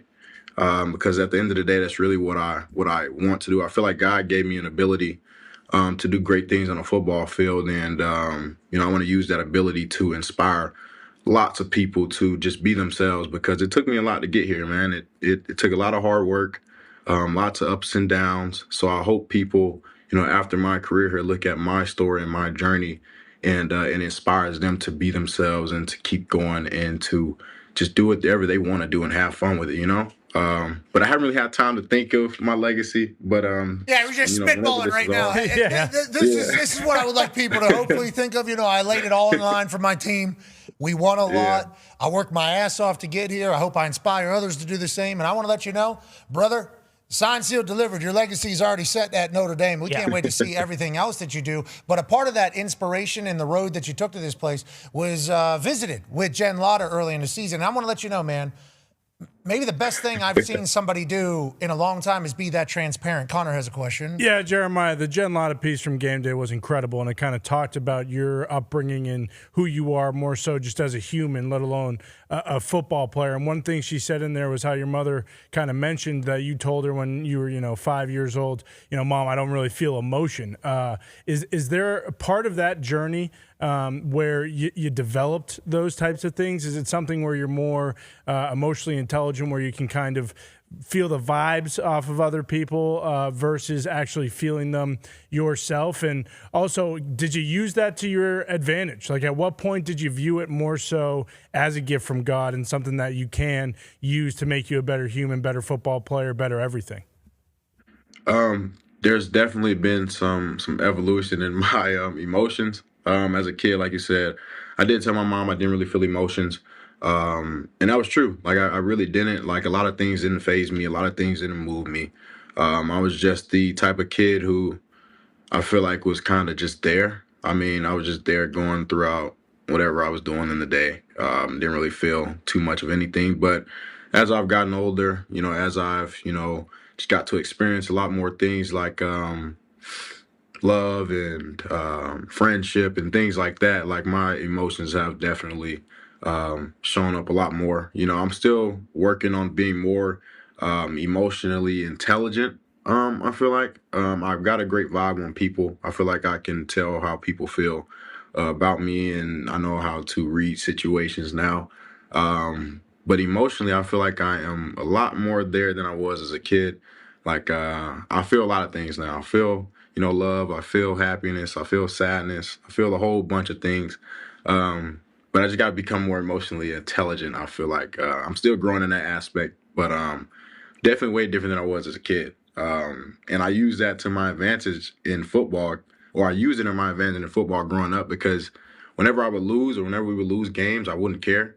And I would just immediately want to get back to work. Like, it wouldn't faze me. I would use the games as more of a lesson rather than a loss, and I should go feel down. And even still today, like, whenever we are to lose games, like yeah, I'm like, I didn't want to lose, but at the same time, I still have that mindset of, I don't think that I lost. I'm going to use it as a lesson. Even when I lose, I win because I learned something.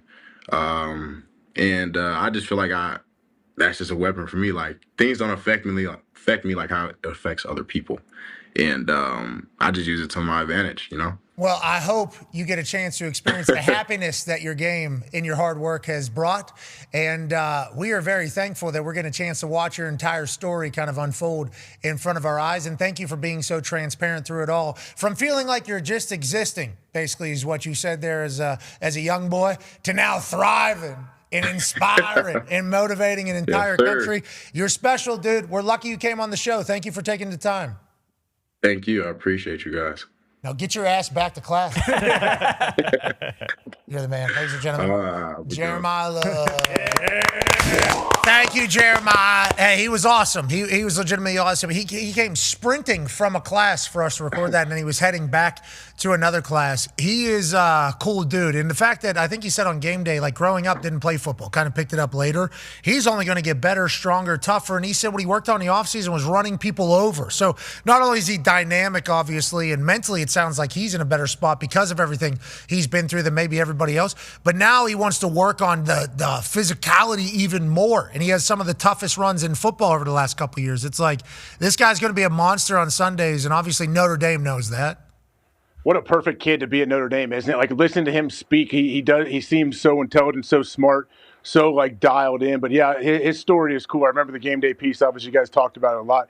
I love this kid. It's really hard not to root for him. Like, and when you watch his play on the field, like, there's so many plays I feel like to where this dude is down, either he's on the ground, he's stopped or whatever, and all of a sudden it's a 70-yard touchdown run. Like that's what I think of when I think of Jeremiah Love. We talk about home run speed with a couple of those running backs that we've seen around the league, Achane, Saquon, Jonathan Taylor. We had eyes, boots on the ground on it. What, a 98-yarder with this guy. Against Indiana, yeah, that was really where it was super cagey, and then all of a sudden that happened, and it was kind of like that was kind of the play that kind of catapulted Notre Dame into, going to the national championship. That kind of started everything. And also, he was kind of banged up throughout that entire playoff run. Yeah, exactly. Like it was almost every game. Like, I don't know if he's going to play. And obviously, yeah, we were right there. I think on the goal line. Almost getting ready to head to Columbus for the next day, and then boom, this happens, and it's like, wait a minute now, Notre Dame's kind of cooking with gas here. A little bit different. Yeah. Jeremiah, watching him run, he's different than everybody else on the field. Like, he's more explosive, seemingly has the ball, seemingly has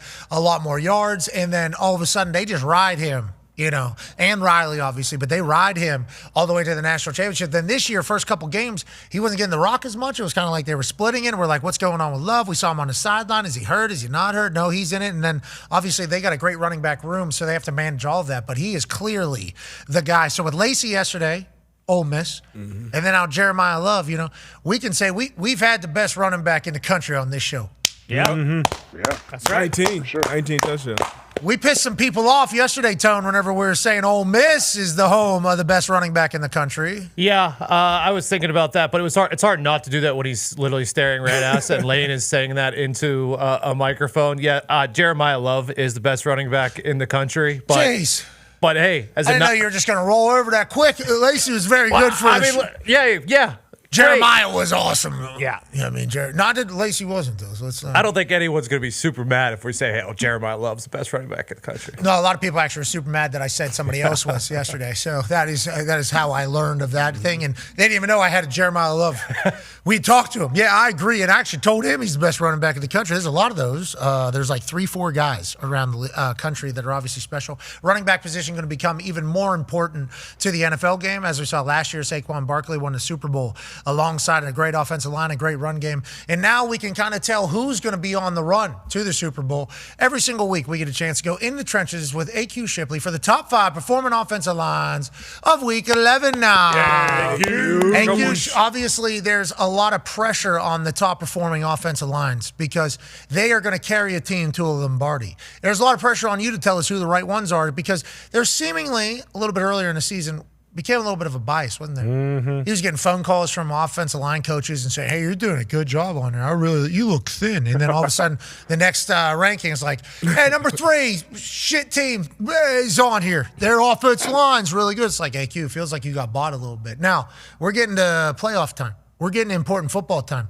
AQ, you know what's at stake. We are going to strictly judge who can win a Super Bowl off of your top 5 list because the only teams that can win a Super Bowl are teams that have top 5 performing offensive lines. So I hope you understand the pressure and the magnitude of the conversation starter that you are a part of. I watch 30 hours of film every Monday and Tuesday of every single game. Wow. Piece by piece, runs first. Then I go back and double check it with the pass game, make sure it looks good. Don't ever say I got bought. Never got bought. All right?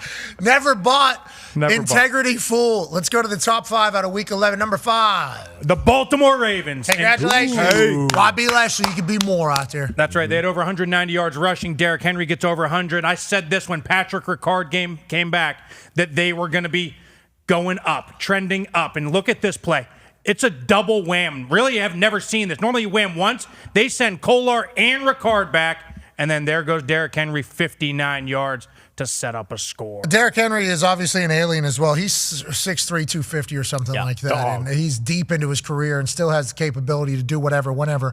How come I was watching Butta, and Butta doesn't believe that the Baltimore Ravens offensive line is top 5. He actually thinks that the right guard might be on the take. Oh, no. Well, that's been quite a topic of conversation. That's a great block right there, though. It is. Daniel Falele with a great block right there on a really good defensive tackle.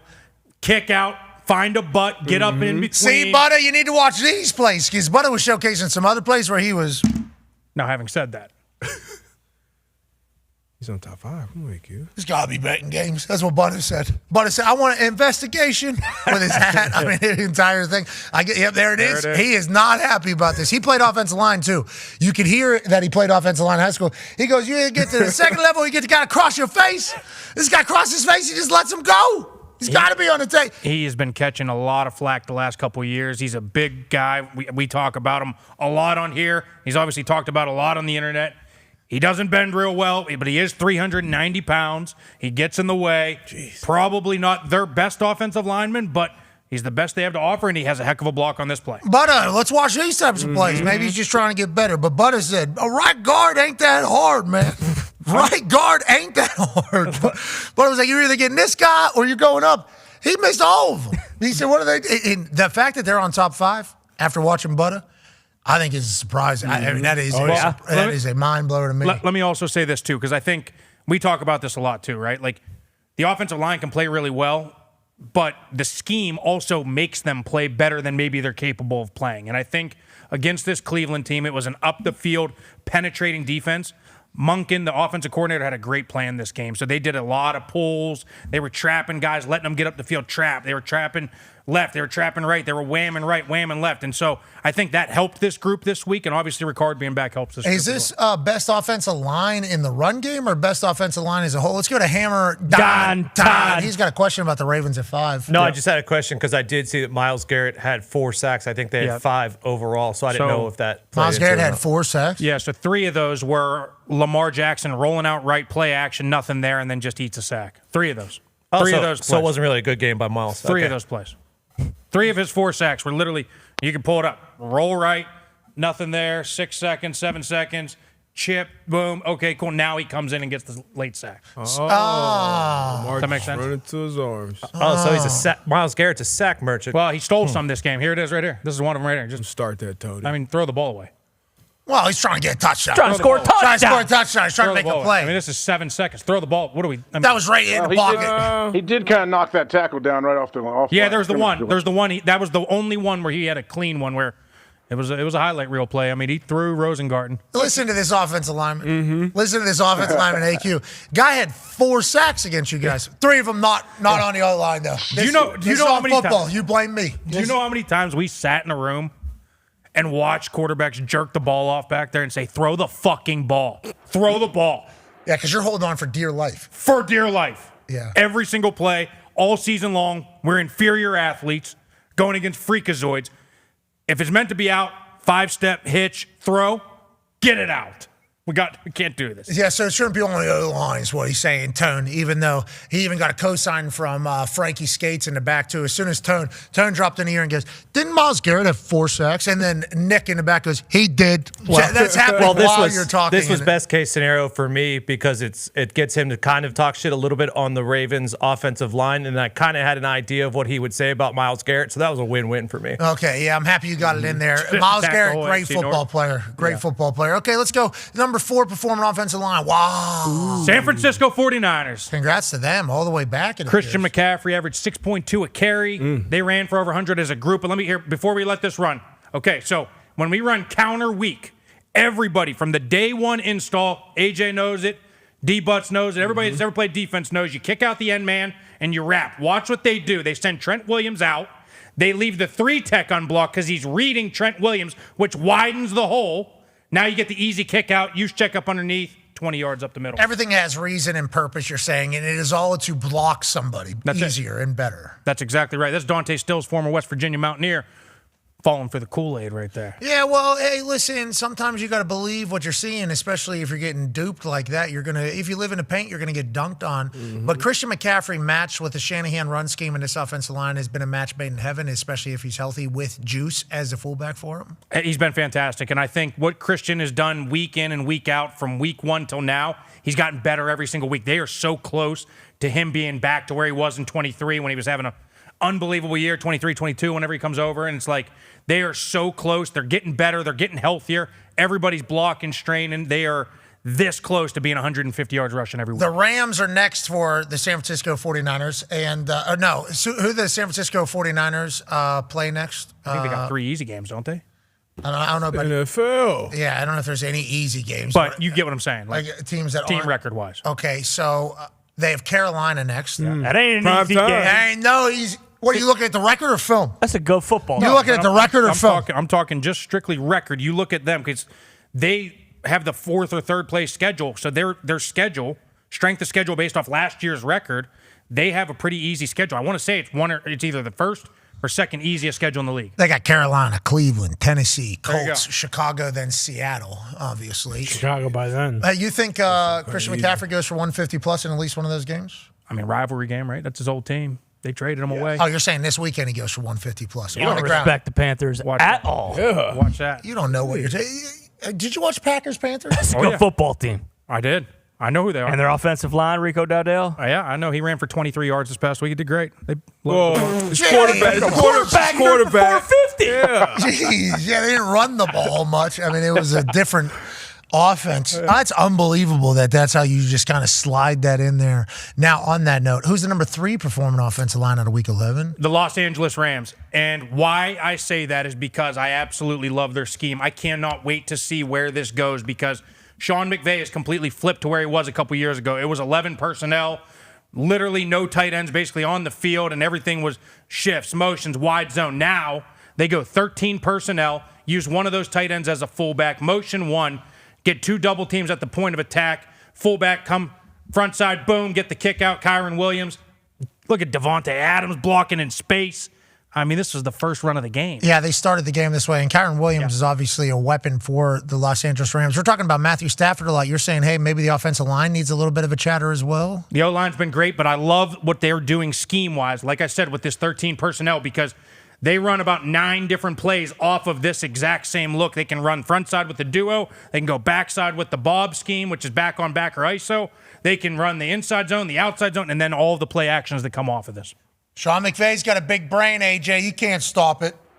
You can't. Yeah, I wanted to ask AQ, are there any teams that are very elite run blockers, but they can't really pass block? Is there any teams like that in the NFL right now? So I think whenever you look at San Francisco, I think that's who they are. I think their run game allows them to be good pass blockers, but if they get behind in games and you ask them now to become a drop back scat protection team, they're going to get their heads run over. Okay, so a great answer. He's watching 30 hours of film. Mm-hmm. Oh, yeah. I know. He's watching 30 It's hours. true, though.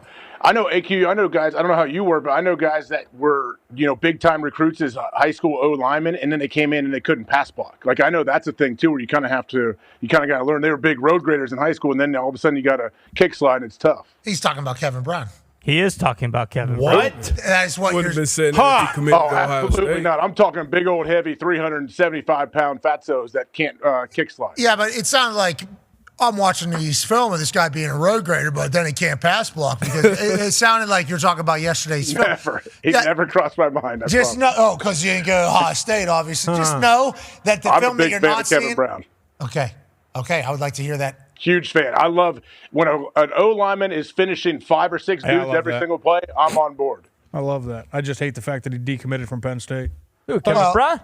Kevin Brown. Yeah, but he They could have kept the committed coach. to. He would have stayed. Yeah, exactly. You guys He decided. can to still move. commit somewhere else. I mean, there's no, he didn't sign anything. No, he can't, and he will sign something as soon as it's allowed to be sign something, which is coming up pretty soon. Oh, then yeah, just 8 minutes of highlight. This is the first minute. punking these guys. Okay, these poor kids. That was pass protection right there, if you're wondering. Yeah, maybe we're back on a run here. Let me move some big bodies. Let me dump some big bodies. And it's Pennsylvania football, by the way. I love it. This ain't no. I'm not gonna say it. I'm not gonna take a shot at any of the states. Some of these DNs. What's that? Great football players. I'm sure. 170 pounds. You're talking about safeties that have come down the blocks. You're talking about safeties come down the blocks. That's what you're saying. Kevin Brown going to West Virginia, changing the entire narrative. We love it in the trenches. And Age, I don't like what you just did. There's 7 minutes of him going, hey! I promise you, I was definitely not thinking of him when I thought he could do anything. Trust me, I don't hold it against him. He came on the show. Do you really think I thought he was committing to Ohio State? Maybe. Well, I kept you off that screen for sure. I know, but I'm just saying. I would love to see your reaction if he did a little rope-a-dope. Oh, and he had a little WVU hat, and then he flipped it to Ohio State or even North Carolina. I'm sure that would have gone well. What a play that would have been. That Honestly, would have been nice. What a play that would have been. That would have been because I didn't know about the couch at the end. Their experienced arsonists, I think that should be something that is talked about. They were very comfortable spraying that gasoline. A amateur fire person gets a gasoline bottle in hand and panics and says, no, I've seen on the internet where the fire will come up in there, and very rarely goes for it. Tim Brown, Kevin Brown's dad, former NFL offensive lineman, former Rich Rodriguez, hard-edge football player at West Virginia. Side video, we've got a couple different ones because I think there's local news there as this was all kind of unfolding, kind of chase them around as if they were paparazzi. Dad, Tim Brown, just dumping that gasoline as that fire's going. It's like, oh, they've done this before. Yeah, Tim Brown plays no games. There's been so many different fires that they have started back there. Obviously, the leaves, let's go ahead and burn these things down. I'm sure you're not supposed to do it, but I'm sure there's been some tires potentially that have disappeared, maybe some trash, maybe some dumpster. They come from a place with a lot of land, it appears. And, I don't think any of us expected a couch to be on fire during the show yesterday, but hey, memorable, and that's Kevin Brown football. Well, yeah, and that's the thing about AJ. You know, like he's a little salty for two reasons yesterday. One, of course, Kevin Brown doesn't choose his school, and second, his adult, cheerleading team did not win the competition they were in. So I know he is not happy about that. Wait, what? Yeah, Hawker had a pretty. I'm not going to lie. I see the resemblance. I do. I understand. I don't know what we're talking about here. He flew down to North Carolina right after that yesterday. Oh, wow. There he is. There he is. There's a photo caught of Coach Bill Belichick supporting I get it. Jordan and her adult co-ed cheerleading team that competed against others. And right next to Jordan there is a guy that kind of looks like an old Irish mob boss. And then on the other side, there's A.J. Hawk. And I'll tell you what, A.J., I would assume, I don't know the team well, and we haven't looked it up, and this is the most talked about woman in sports. The A.J. one, I think, is the one doing crushed it. I actually watched a lot of film. Not even joking. Watched all the videos. I could not get enough. They won? The AJ guy, though, did, in fact, the AJ guy freaking crushed. Not even joking. I knew it. AJ, maybe next time you sign up to be a part of this. I might tell me. I mean, how do I didn't know we had like adult co-ed competition. So yeah, I got to sign up somewhere. Yeah, it doesn't look like it's like pickup. Like I don't know if they just have pickup in here. And if it's anything like the kid dance and kid gymnast and stuff like that in dance and cheerleader community, very intense. Oh yeah, it was like full blown huge routine, long time. Dance moms. Yeah, Pittsburgh, Pennsylvania. My daughter loved that show. Oh, how could you not? That gym, the dance moms, Abby Lee. Oh yeah, 7-iron. From Nick's house. Oh, shit. Couple of ladies on that show from Plum. Yeah, so anytime I was watching I didn't know that. Oh, yeah. That was a trip back to Plum every time you watch that show. It was like, yep, there it is. And Penn Hills, obviously, which is where Aaron Donald was from. So that was a trip back in time there. One of them actually commented, Kelly, I think is her name. Blast from the past. I said, holy shit, I seen you back at ALDC, yeah. She said, I love what you said. I'm from Plum for the Pit Open and on Instagram. And she followed me, and I wanted to say, like, hey, thank you for your donation of time for my entertainment and everybody else's back in the day. Because, boy, it was cutthroat at Abby Lee. Oh, yeah? Oh, my God. I don't know how much training Jordan's been able to do with all the recruiting she's probably been doing for UNC, but I assume the amount of work that is put into this particular adult tournament, much more than other adult tournaments, if I had to guess. I hope so. Bill looks fucking disgusted at whatever routine he's seeing right now. So I hope that, that maybe that was just like a warm-up and not actual, competition reps, but he does not look happy with what he sees. And she is a champion. If we do recall, when they were on the red carpet and they had all their rings on, she did have her Bridgewater State rings. But yeah, Hawk, one of Bill's Super Bowl championship rings? Yes. That guy's wearing one, right? The MC guy with the mic. Yeah, Bill understands. He got to politic a little bit. Yeah, he looks. Want to wear a ring? He looks like an NFL vet too, like exactly like a guy. I'm not gonna say his name. Who? No, because that's a 10 out of 10 suit. I got way too much respect for him. That is a 10 out of 10 suit. Yeah, I need that. And Bill giving the guy a Super Bowl ring for the day, saying, "Hey, this is what it could be." You know that. And think about the amount of extra pizzazz and sauce on the intro of this particular team, CB. When the CB team comes out here, cheerleading Belichick's, when the CB team comes out here, I mean, the amount of juice on the MC is just through, and that's what it's all about, bringing the juice. That's right. Energy. And congrats to Jordan winning. Hell yeah. Connor said she did win. Yeah. Congrats. But she did win at Bridgewater State. Actually, fantastic program in Massachusetts. Plum High School Go has Black Bears. a cheerleading competition team. they go and compete. The We're All Mustangs Here Fund has supported trips to, like, I think Disney hosts. Oh, yeah. I think they had, like, host the tournaments and stuff like that. Now, is it a sport because judges are deeming who wins? So Cheerleader? Yeah. I would say it's a sport. I think they're athletes. I say it's a sport. More of a sport than the other thing, trying to be a sport. What's that? What's that? U-ball. So I think they're athletes, very, very athletic. I don't know if. Oh, that's good. I just got it. That's good. That's real good. Because judges deem who wins. You know, it's like ice skating. Like, I don't think they can win. Like, they can't determine the win.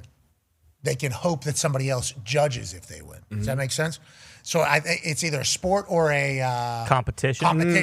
I think it's a competition if somebody else is judging if you can win. Sport if you can outright win. Don't think it's non-athletic. NASCAR's a sport? Is NASCAR a sport then? Yeah, because you can win.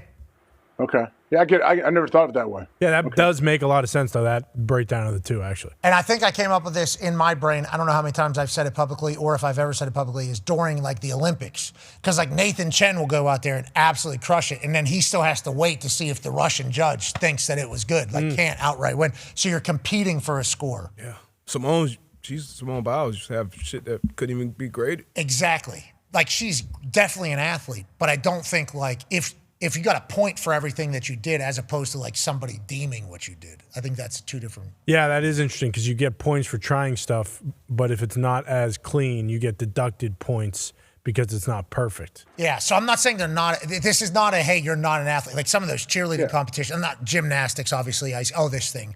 I'm not saying you're not athletic. I just don't. I think sports, the separator is you can outright. Yeah, when there's judges. Yeah, when there's judges and it's in somebody else's hands, it is kind of. It's different. I would get so pissed. Like, I'm staring down a time where my daughter might get into something here that does the judging, decides.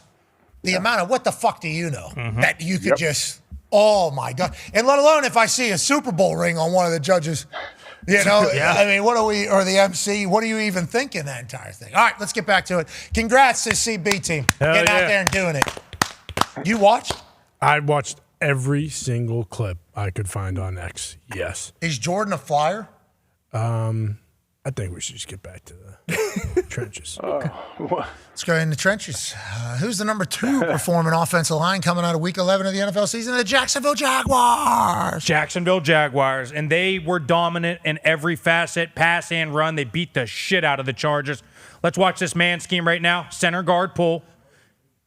Look at this. Look at my guy Hainsey right there. Boom. Now watch him take him right into the end zone. Barry on the way.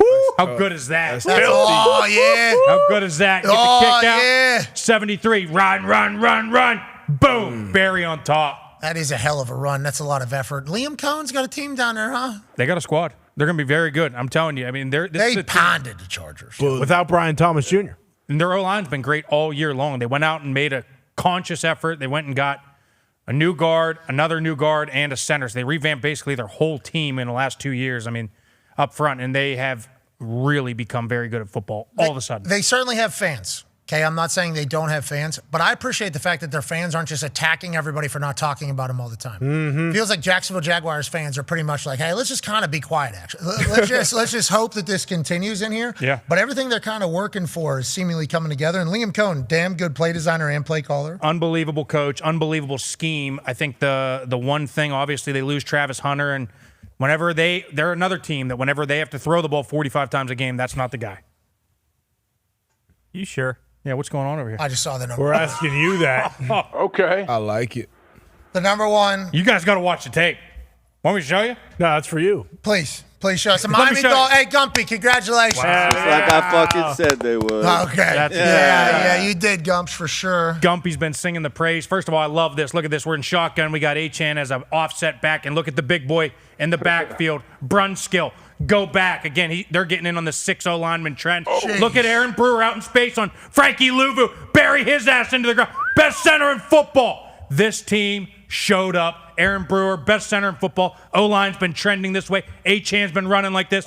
This team's got it. See the pump fake on the flag? Look how fast he is at the second level, AQ. Are you How good is kidding that? me? That's what I'm saying. He's the best center in football. And then he finishes them. Yep. And there's 7 reps of him doing What that. is that? What is what? Yeah, by the way, we watch talk the rep. about the rep. Yeah, it's like they got away with one, maybe. Look at him. Pulls the flag. Fuck it.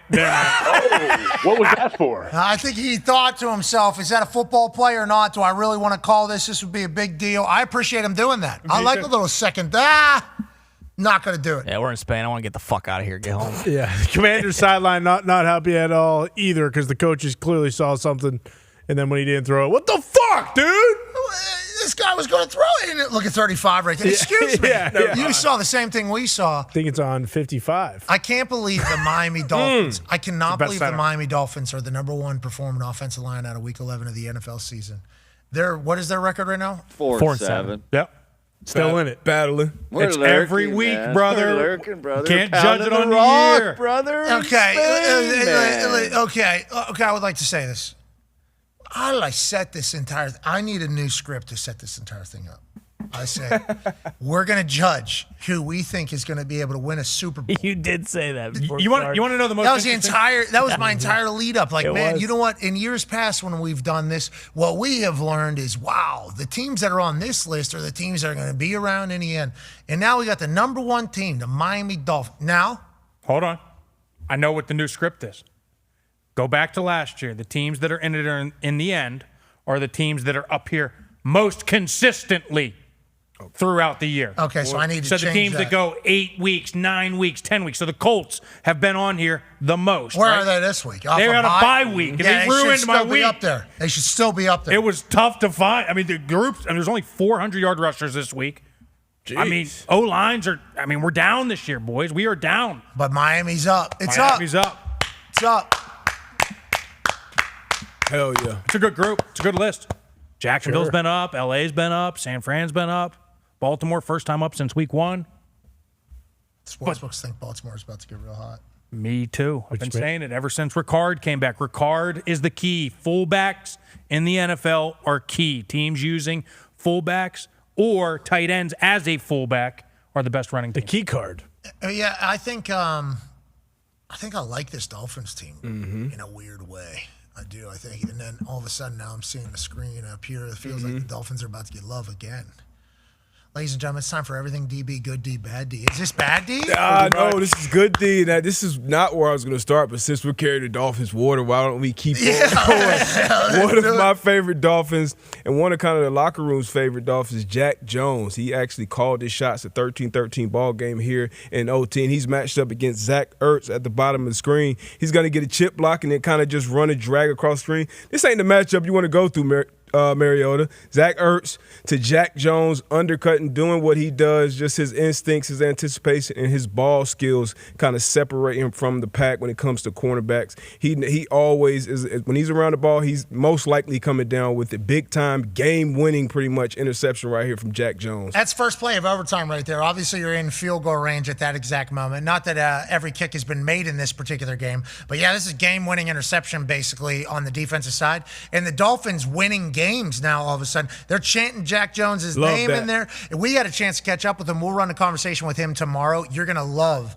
Jack Jones. He's got a sick grill, but also feels like the culture down there is not maybe dead. Gumpy, what the hell's going on in Miami? They're on the top 5 performing offensive lines. They're on good D here to start this thing. You got to be on cloud 10.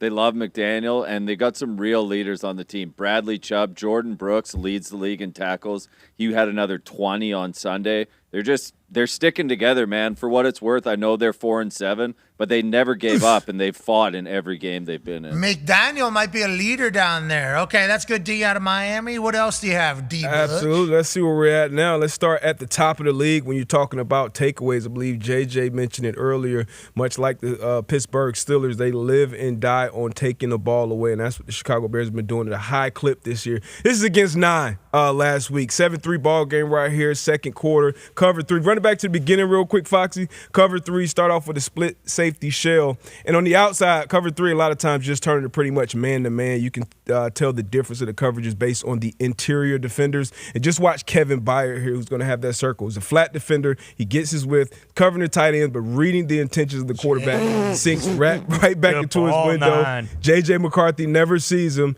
And another kind of common thing with a lot of these interceptions is defenders around the quarterback. A lot of dirty pockets in the National Football League. Nashawn Wright, he could have been on here as well. He had a great pick where he went up and high-pointed it. Great coverage here, too. I don't know if Justin Jefferson catches that even if Byer isn't there. Yeah. But if you watch, I believe this is Grady Jarrett getting right up in the interior of the offensive line. Quarterbacks hate. You can come off the edge, you can run by guys, but when you get in that interior, you get in their face where they can't step into these throws, that's when you really create some havoc. And Kevin Byard leading the National Football League in interceptions right now with 5, and 2 of his teammates are right up there in 2 and 3 with Edmonds and Deshaun Wright right there who's in coverage. Bears get a huge win in the NFC North. They got the Pittsburgh Steelers this weekend at home. Here's a Hembo stat about that. The Bears this season, 22 takeaways, which is the most in the NFL, plus 16 turnover margins, also the highest. Steelers this season, 77 points off of turnovers, which is the most in the NFL, plus 54 points off a turnover margin. Okay, so they've been taking the ball away and then making teams get punished by it. Chicago Bears have been turning people over more than anybody else. Kind of a immovable object and a hard place. They're taking care of the ball, too. And Caleb Williams, he's not where he needs to be yet in the passing game, but they're taking care of the ball. He's playing well late, and they're running the ball really well as well with that offensive line. Greedy made defense. Made of a bunch of additions on the offensive line. Swift had a good game, and just all around playing winning football right now. I love that they're the Kings of the North. Yeah, they are currently. Going to last week, led the league in explosive plays, which is surprising. 10-plus yard runs, 20-plus yard passes. What's that? The third most important stat they're saying when it comes to winning games. Foxy, it's crazy that the Bears are the Kings. A lot of ball left. So much ball left. Yeah, but what about 9 down there in Minnesota? Yeah. Yeah, can we? I can't really talk shit about 9 because he beat the Lions in Detroit, but I want to talk shit about 9 because he stinks. And 9 plays the Packers this week, and that would be just on brand for me talking about how much 9 sucks. He might go out and throw for 300 yards or rush for 100 on I would like to talk about this real quick just because we haven't addressed the 9 thing, and I think it is certainly something we should address. In my eyes, everybody loves J.J. McCarthy, right? Guy's a leader. J.J. McCarthy I'm talking about. 2 characters. J.J. McCarthy off the field. This guy's a great leader. He's got the amount of moxie. Whenever he shows up, everybody knows him. The aura of a starter. Obviously, meditation. He takes care of himself. He's all in. 9 is who he becomes on game days. J.J. McCarthy loved by everybody, right? 9 just kind of ass on the field at this point.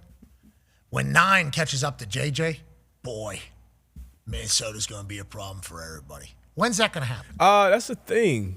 When you think about, and we kind of talked about it earlier, you walked into a locker room with Peyton Manning. I walked into a locker room with Tom Brady. Ben Roethlisberger, Aaron Rodgers. So, like, a lot of these guys, like, they kind of just who they are. Now, other players, like Brian Dawkins, he turned into like Weapon X. Yep. And you had other people who kind of flip that switch and kind of have these alter egos. I can't recall a quarterback, maybe outside of Cam Newton, Superman, but like a quarterback who kind of flips that switch and turns into another alter. Like, I can't recall. You don't recall this? Maybe this is the beginning of something new. What's that, AQ? What is he doing? Fucking demon time, dude. He's a leader.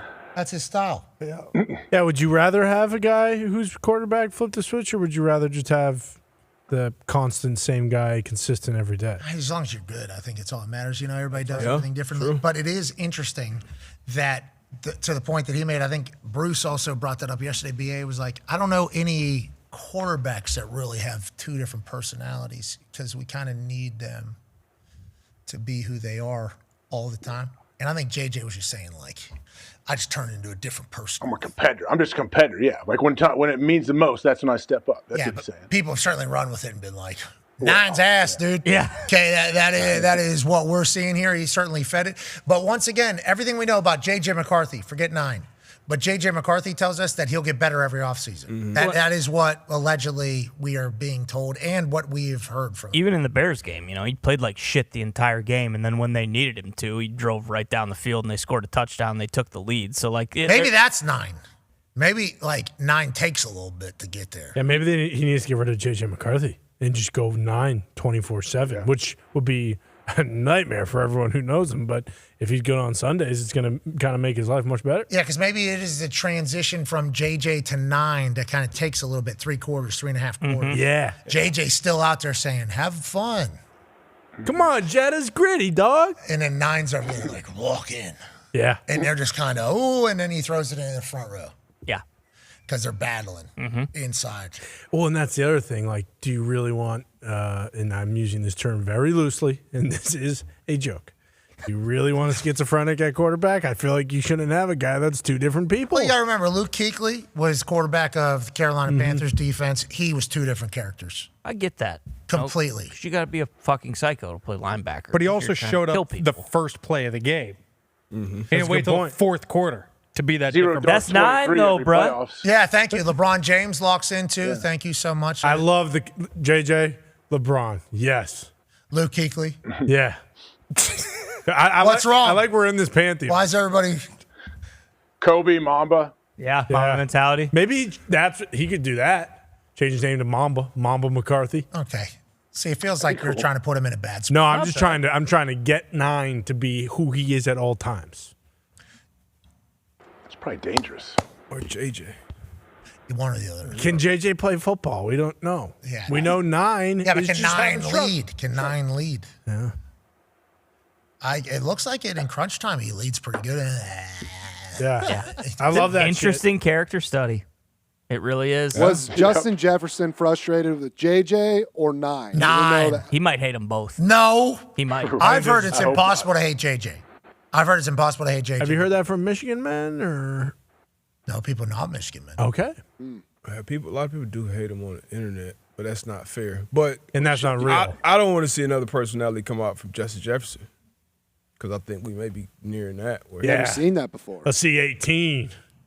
I'll tell you what, 1-8 out there. Mm-hmm. Oh, he could have already, we would all think. But on that note, whenever the team decided to go a different direction, he was one of the first people to come out and say, like, hey, it doesn't matter who's quarterback. It's my job to make their life easier. Like, I feel like he is the pillar of the Minnesota Vikings. He is the face of the Vikings. Yeah. Justin Jefferson. Yeah. Agreed. So I think people are reading everything he does, but he's also allowed to be frustrated if the offense is ass. Absolutely. So, like, people automatically saying he has a bad attitude or he feels a certain way. It's like, I think he's just mad that they're ass right now. Like, I think that is natural from your leader. You would want to see that. But it is interesting that the wide receiver is basically viewed as, like, the face of the offense and not 9. But 9 will have his time. Yeah. We hope so. I mean, look, Josh Dobbs came in 2 days and he threw for more yards than JJ's thrown in any game this year. So Josh Dobbs is a fucking astronaut. There's no doubt, but he had 2 days with the entire team. Not to mention, I think Nick Mullins threw for 400 yards in this offense. He did. And I think Nick Mullins is a fucking junkyard dog. I don't want to make it seem like I don't think that. But come on. You're 11th overall pick. Bruce Brown just tried to say that maybe he needs to take a trip down to the rainforest and get rid of one of those personalities and just fully embrace the other one. I love that. I think that's That'd be a bad idea.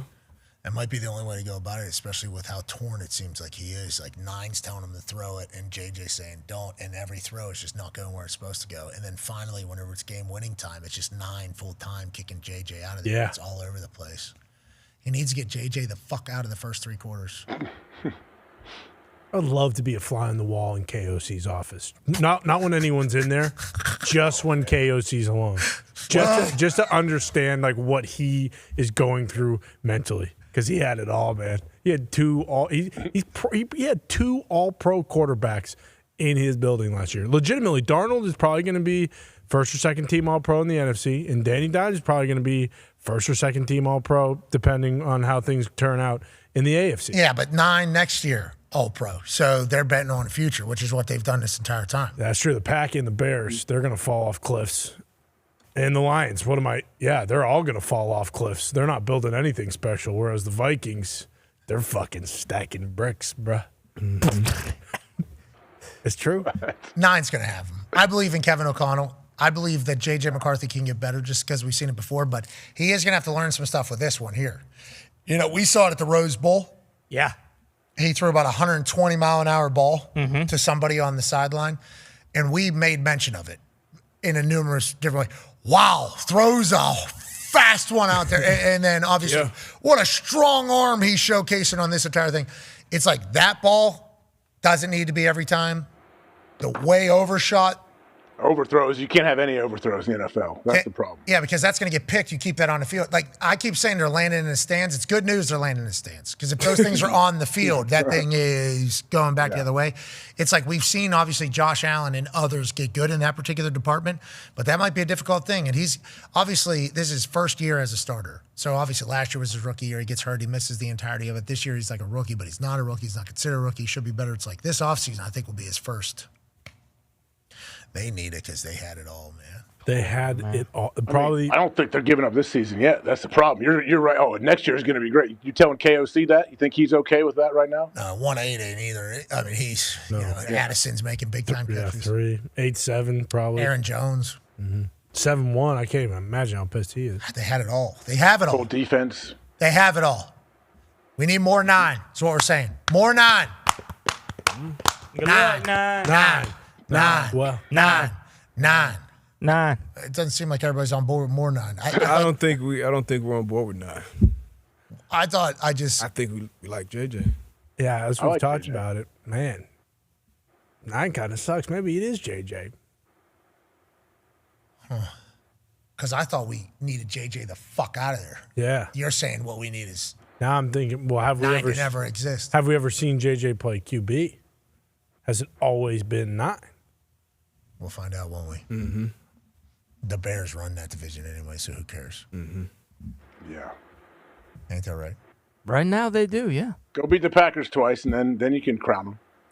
And the Lions. Not just the Packers. The Lions put up 50 on them Yeah, earlier this year. 52 points. Beat the fucking shit out of them, but that was a different team. Yeah, you're right. Different team. They're so bitter over there. I'm not bitter. They are so bitter over there. The Bears and the Bears Lions might have the best O-line in the NFC North. The Bears and the Lions were supposed to be ass, okay, forever, for eternal time. That is kind of what the NFC North was supposed to be. Lions all of a sudden bring in this meathead and they become good. What the fuck? Then all of a sudden the Bears start figuring it out. All of a sudden the NFC North is vastly different. So it's like right now is not a good time to not be good in the NFC North because everybody is very good in the NFC North. Yeah. So it's like what they had last year and the year before that, and basically since KOC got there, would be good to have that right now with how good the NFC North is. But they're going to have to be patient, I think, with the development of JJ McCarthy. I mean, I'm not saying it's going to happen, but like this is 1,000% a fireable offense for Kwesi. Boom. Aaron Rodgers even wanted to be a part of that. Bingo. Yeah. Imagine Aaron, allegedly. He never told us anything. True. We are not going to say that he told us. We were never told this. This is just kind of what was being talked about at the time. Imagine him KOC's offense. That would be like the first time. Justin Jefferson would have 1,200 yards right now instead of 185 like he has.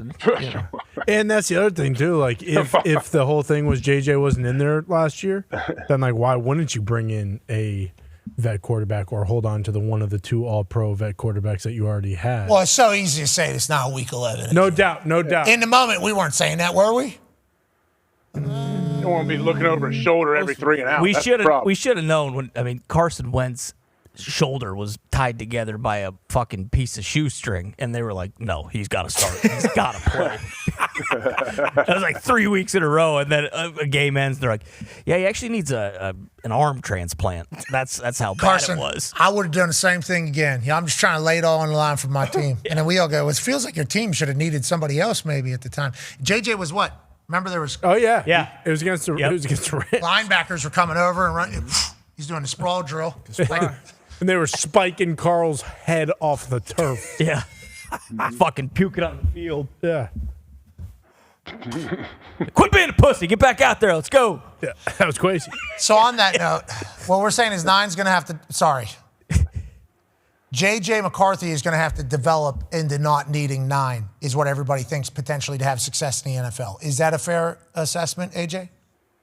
Yeah, that does seem to be. But I want to know what JJ stands for. Maybe he could go, was it Jeremiah? Maybe he could go by that.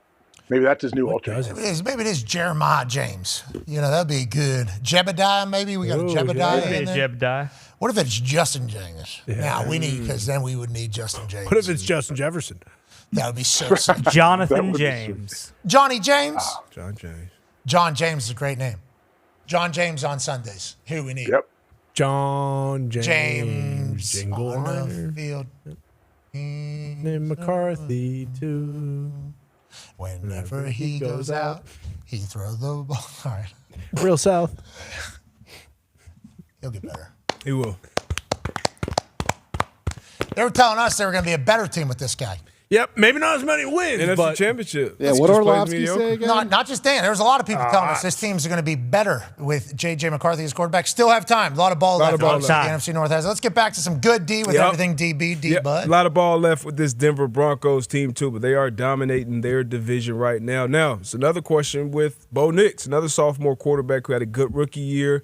A lot of room for improvement on that offensive side of the ball, but Vance Joseph has this defense rolling, leading the league in third downs and also in sacks. And this is Jaquan McMillan, who's been a dog for them, been a great slot defender, had 2 sacks and 1 interception in this game. This is the interception, kind of a quarters variation of coverage right here. And he just turns to a scramble drill. We've seen 15. Patrick Mahomes do this a ton. I love that reroute in the beginning. Love a good reroute in his zone coverage. And then once again, intentions, eyes back on the quarterback. You rarely see Mahomes make this type of mistake. But when he does, you make him pay, and then you just set your offense up in a good position. Unfortunately, it threw a flag, and we talked about it last week, maybe I think it was. We talked about as a defense, blocking the quarterback and blocking the intended receiver. And they hit 15 pretty quick here. They called illegal block in the back, I believe, on the return. But a great play by Jaquan McMillan, who has been a great player for the Denver Broncos for years now in the slot. I love that the Denver Broncos defense is always supposed to be good, and they're without.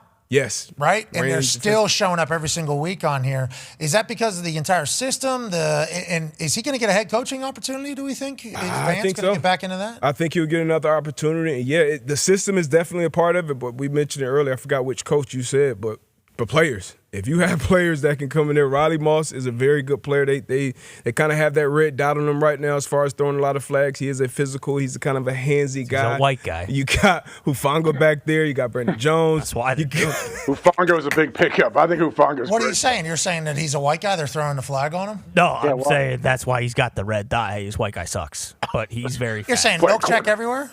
Every single time he go out there, and unfortunately, yes, he does get flagged, and he does get a little handsy out there, but he's a great player. Well, they see it more, obviously, because it's moving slower. Exactly. We assume.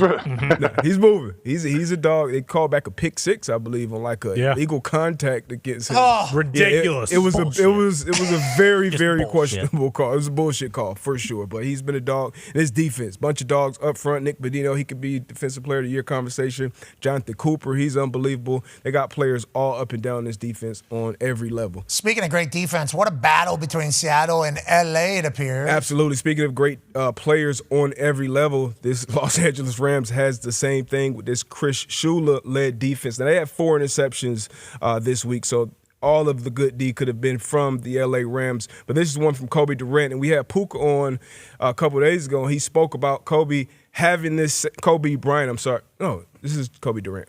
So Kobe Durant outside – picking off the speed out, LA Rams, because Kobe Durant is on the Seattle Seahawks, so it's kind of a mindfuck here on this defense. But Kobe Bryant is on the Seahawks. And it's a lot. And it's in LA. It's a lot. And it's black. Damn it. And it's black and yellow. I mean, there's a lot of Lakers. Number 14.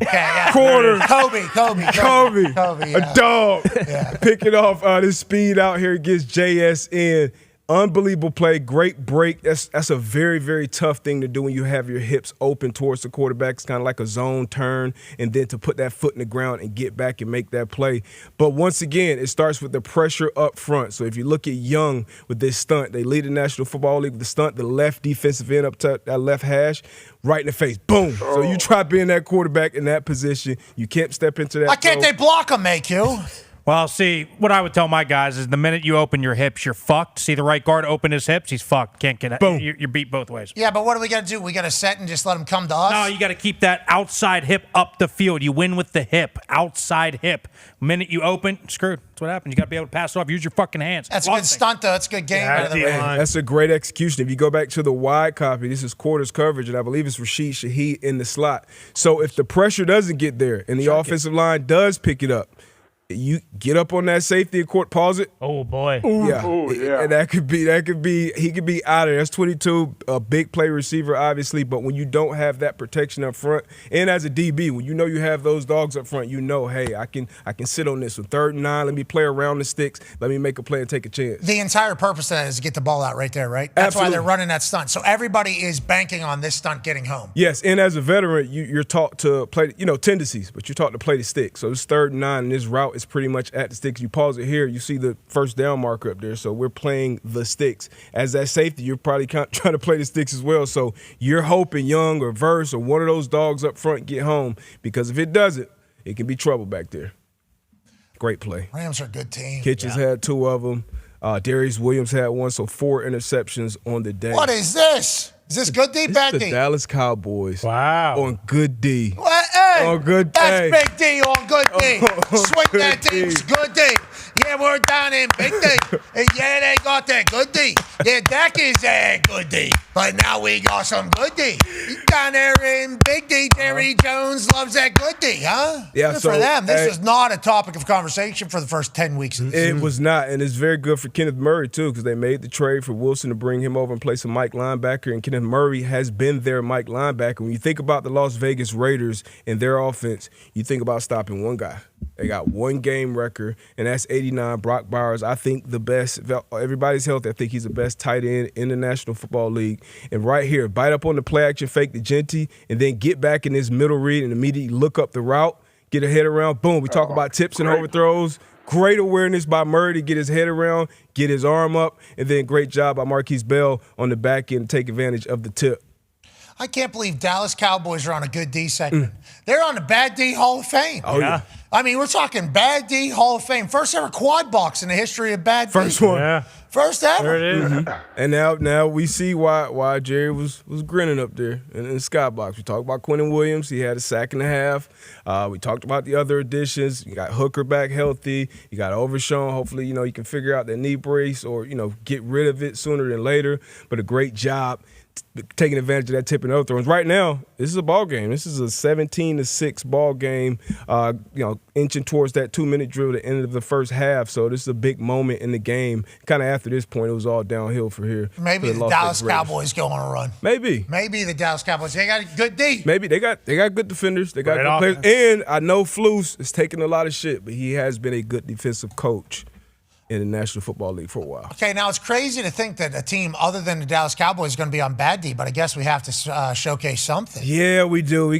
Honestly, to be completely fair, the San Francisco 49ers could have been on Bad D too. They gave up a NFL record 47 completions and 400 Jacoby can yards. spin it. Jacoby can absolutely spin it. But AQ actually showed this play and talked about this play earlier. It's Brock Purdy being in full control because you send Christian McCaffrey out there to get some intel, get some information. You're under center now. Now it's like check. And then once you shift to this final formation, pause it here.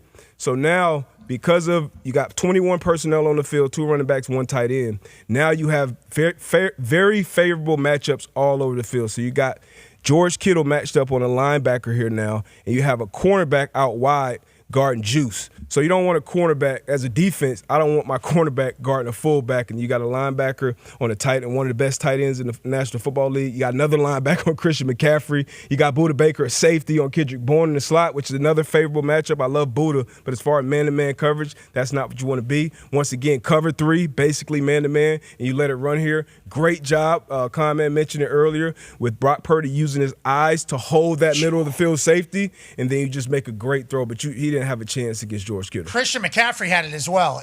Obviously, an incredible throw, an incredible catch. Go back to the wide here. Christian McCaffrey's got the same route to the other side. And I'll tell you, is this second play or first play? What is this? This is the same play. Oh, yeah, remember he makes the change. I forget that. We broke this down earlier with AQ Shipley on his takeaways. Christian McCaffrey has the same route the other way. Yeah. And he's gone. Oh, that's a touchdown. Yeah, Touchdown. That's a nightmare for that line. Is that a backer on him? Yeah. Oh, so much space, too. That's awful. Hey, think about Brock Purdy go, man, it's nice to be back here. Okay, we got Christian or we on Kittle? Yeah, let's get Kittle back in the fray a little bit here. Let's do that. That is some bad D over there in Arizona. Hey, Q, did you call any of this out while you were calling it, or were you doing bias homer bullshit on the call? No, I think they probably thought that I was a Niners fan by the end of this because I was so pumped watching all the shifts and the motions and all the things that Shanahan does. Obviously, I've talked about that a lot over the years, so it's real easy for me to see. I was talking about it a lot. I felt bad. Bidwell, the owner of the Cardinals, is this guy work for us? Or why is he so excited to call us getting our asses beat by this guy? Well, he really likes their offense. Well, why aren't we doing that? We completed 47 passes, to be fair. Pretty good little offense. We just can't, for some reason, the Cardinals. They just keep digging themselves too big a hole. It's 2 weeks in a row now. I mean, they returned the opening kickoff to the 1, and it's 7-0, 13 seconds into the game. That's tough. Yeah. And then you got 2 fumble recoveries the week before for touchdowns. Just 21-0 before you can even blink. That's tough. Very tough. And then you put this on tape. Bad D. Niners, they live in kind of 21 personnel. They love that personnel. But when you have Juice who can do all the different things he can do, you have Christian McCaffrey who can be a wide receiver or the best running back in the league. Then you got George Kittle who's a wide receiver or another tackle in the run game. So you put the defense in a blender because you got to try out bigger bodies. You got to try out a base. You can't just go nickel unless you're Seattle and you have, Nick who's 230 and plays nickel. So when you put those bodies in, Tom Brady made this point about the Rams because they're doing it a lot in 13 personnel. So it's the same thing. You got to trot base coverage out there. And what Brady said is when you have base coverage on the field, there's only like 3 or 4 different variations of coverage you can run. When you get nickel and dime and all these different body types on the field, we can do all these different blitz and disguises, but that's not the case when you have all those big bodies on the field. So you simplify it matchup-wise for the offense. You know what you're going to get, and you get these matchups where you had 2 players you could basically hit for a touchdown. And Brock's not going to miss. No. Most of these guys aren't. Yeah, I mean, we're not getting back into most. Yeah, we're not getting back into the conversation. But, yeah, Brock Purdy obviously is going to make the right decision. That is why Brock Purdy is Brock Purdy. And the fact that we even forgot about that there for a little bit, we do apologize. Niners seemingly all the way back. Cardinals, bad D. Is there any other bad D that you found around the league? One more, and it's tough to say bad D, but it is. And Joe Brady just kind of put the Bucs in a blender here because this looks like man-to-man coverage. You'll see the motion that'll give that indicator as well. But when you snap this ball and you look at James Cook, and AJ, you can probably expect maybe 2 or 3 routes that he's going to run from here. The route that he runs, you're not expecting this from that position, especially if – I don't know if Levante David had him or the defensive end had him. J.J. Watt was on the call. Anthony Nelson. What do you want him to do? He said Anthony Nelson had him. I don't know who was responsible for him, but that is a tough route from the backfield. You're not anticipating that. And they do a great job for the receiver just running off the corner, but that's a great job for Joe Brady. Was Mike supposed to get him here? No, so it's Peel. I know this. They blitzed Levante, and then that end has Peel on the back, which typically he's going out, but they see gap insert. You're hoping he's running a little bubble. Yeah, exactly. You're hoping he's running a little bubble in the flat. You got to peel off. You don't expect him going down it. What was this, wheel then? They were calling for him to do a wheel or just let go? That's we would kind of call this like a seam route almost. Because if you just imagine him as like a tight end and just running this route, drawing it up, it'll look like a seam or like almost like a slot fade because you got the post and then like the fade behind it. Then you got Dalton Knox coming around. But is there a chance that Peel, this was going to come and decide? Yeah, but when you run this blitz and you have a Peel for that defensive end, that's usually for one route, like you're hoping for, because you don't want Anthony Nelson guarding James Cook for any route outside of that bubble. And you just have leverage and you just kind of peel with them. And a lot of times if you pressure, you can kind of keep that back end of protection. But this was designed for James Cook all the way. Do we think James Cook was supposed to run? Yeah, he's supposed to go deep because he's running like side angle there. Does he see that guy maybe supposed to pick him up and decide to cut up? I think it's designed. It looked like it's designed. Because he's running directly towards the sideline. Now, granted, that might be the sell, but James Cook sprints towards the sideline here, and then he sees that guy, fuck it, I'm out of here, or you think it was supposed to be the flat? I think that was the route, and it was kind of like the conversation we had yesterday, maybe about how teams start against Todd Bowles' defense, and then it seems like they kind of heat up. So AQ said, hey, I know what they're doing here. So Joe Brady probably knows, hey, if we get this look, if we get this situation, this part of the field, if we get this, because Josh knows we got James Cook on the defensive end. I don't care who that could be Myles Garrett. I don't care who that is. Like, that's a favorable matchup. This has been a big trend offensively this year because typically, I mean, Tyler Warren did it. LA Rams are doing it. They call it a C-gap insert. Normally, you run that stuff wide, like AJ we were talking about earlier. but now they're sending you through the C gap, which just changes just a little bit. Now you can run the wheel out of there. Now you put your guy on a blender because you get one-on-one on that back. And also traffic too, right? A lot of traffic, and they can pick people off. There's a lot of things. So now they're sending them through on this C gap insert and then getting to the routes. I love football. Boy. I mean, I would hate to be a Buccaneer and Tony Nelson right there, but boy, I love football. I love the brains. I love everything, DB. Thank you, man. We're boys. Hey, Q, great work, buddy. You guys too. AJ, great work today, bud. Thank you. In the back, Nelson, waiting. Go ahead. Sorry, Nelson's got to look at the sideline and say, "You guys absolutely screwed me on that one, Coach. You got to make up for it some other time. This is tough. This is yours going to the sideline saying that's absolute ass. Behind the glass, good work, boys. Good work, boys. Graphic sign, boys. Way to go over there. Yeah, boy. See you, baby. Baby, good work. Good work, boys. You too. Good work. All right, be a friend. Hey, Tone, why don't you come out of Hammer? Dahn. I think. You think he puts his pants back on the whole thing whenever he gets up from? Oh yeah. Shoes. Just take his pants off when he gets in there. He has to slide him back up. It's comfortable. Yeah. Oh, you think he's just letting it Just in? rub his cakes all over that seat. Hey, what's up, man? They're saying crazy things about you. Good to see you. Great work today. Be a friend. Tell a friend something nice that might change their life. We're in this thing together. What's that? Yeah, they were right. That's what I mean, hey, that's the type of culture and chemistry you can't teach. Guy's comfortable. Should see the splooge on inside the top of his hat. Yeah. Great work this week, D-Butt. You too, brother. AQ, great work. Safe travels, everybody. Team on me. Anything to say, AQ? November football. Almost December football. Hey, now's the time to find out who the most physical group is. Let's go. Hell yeah. Thank you. Team on 3. 1, 2, 3. Team. Goodbye.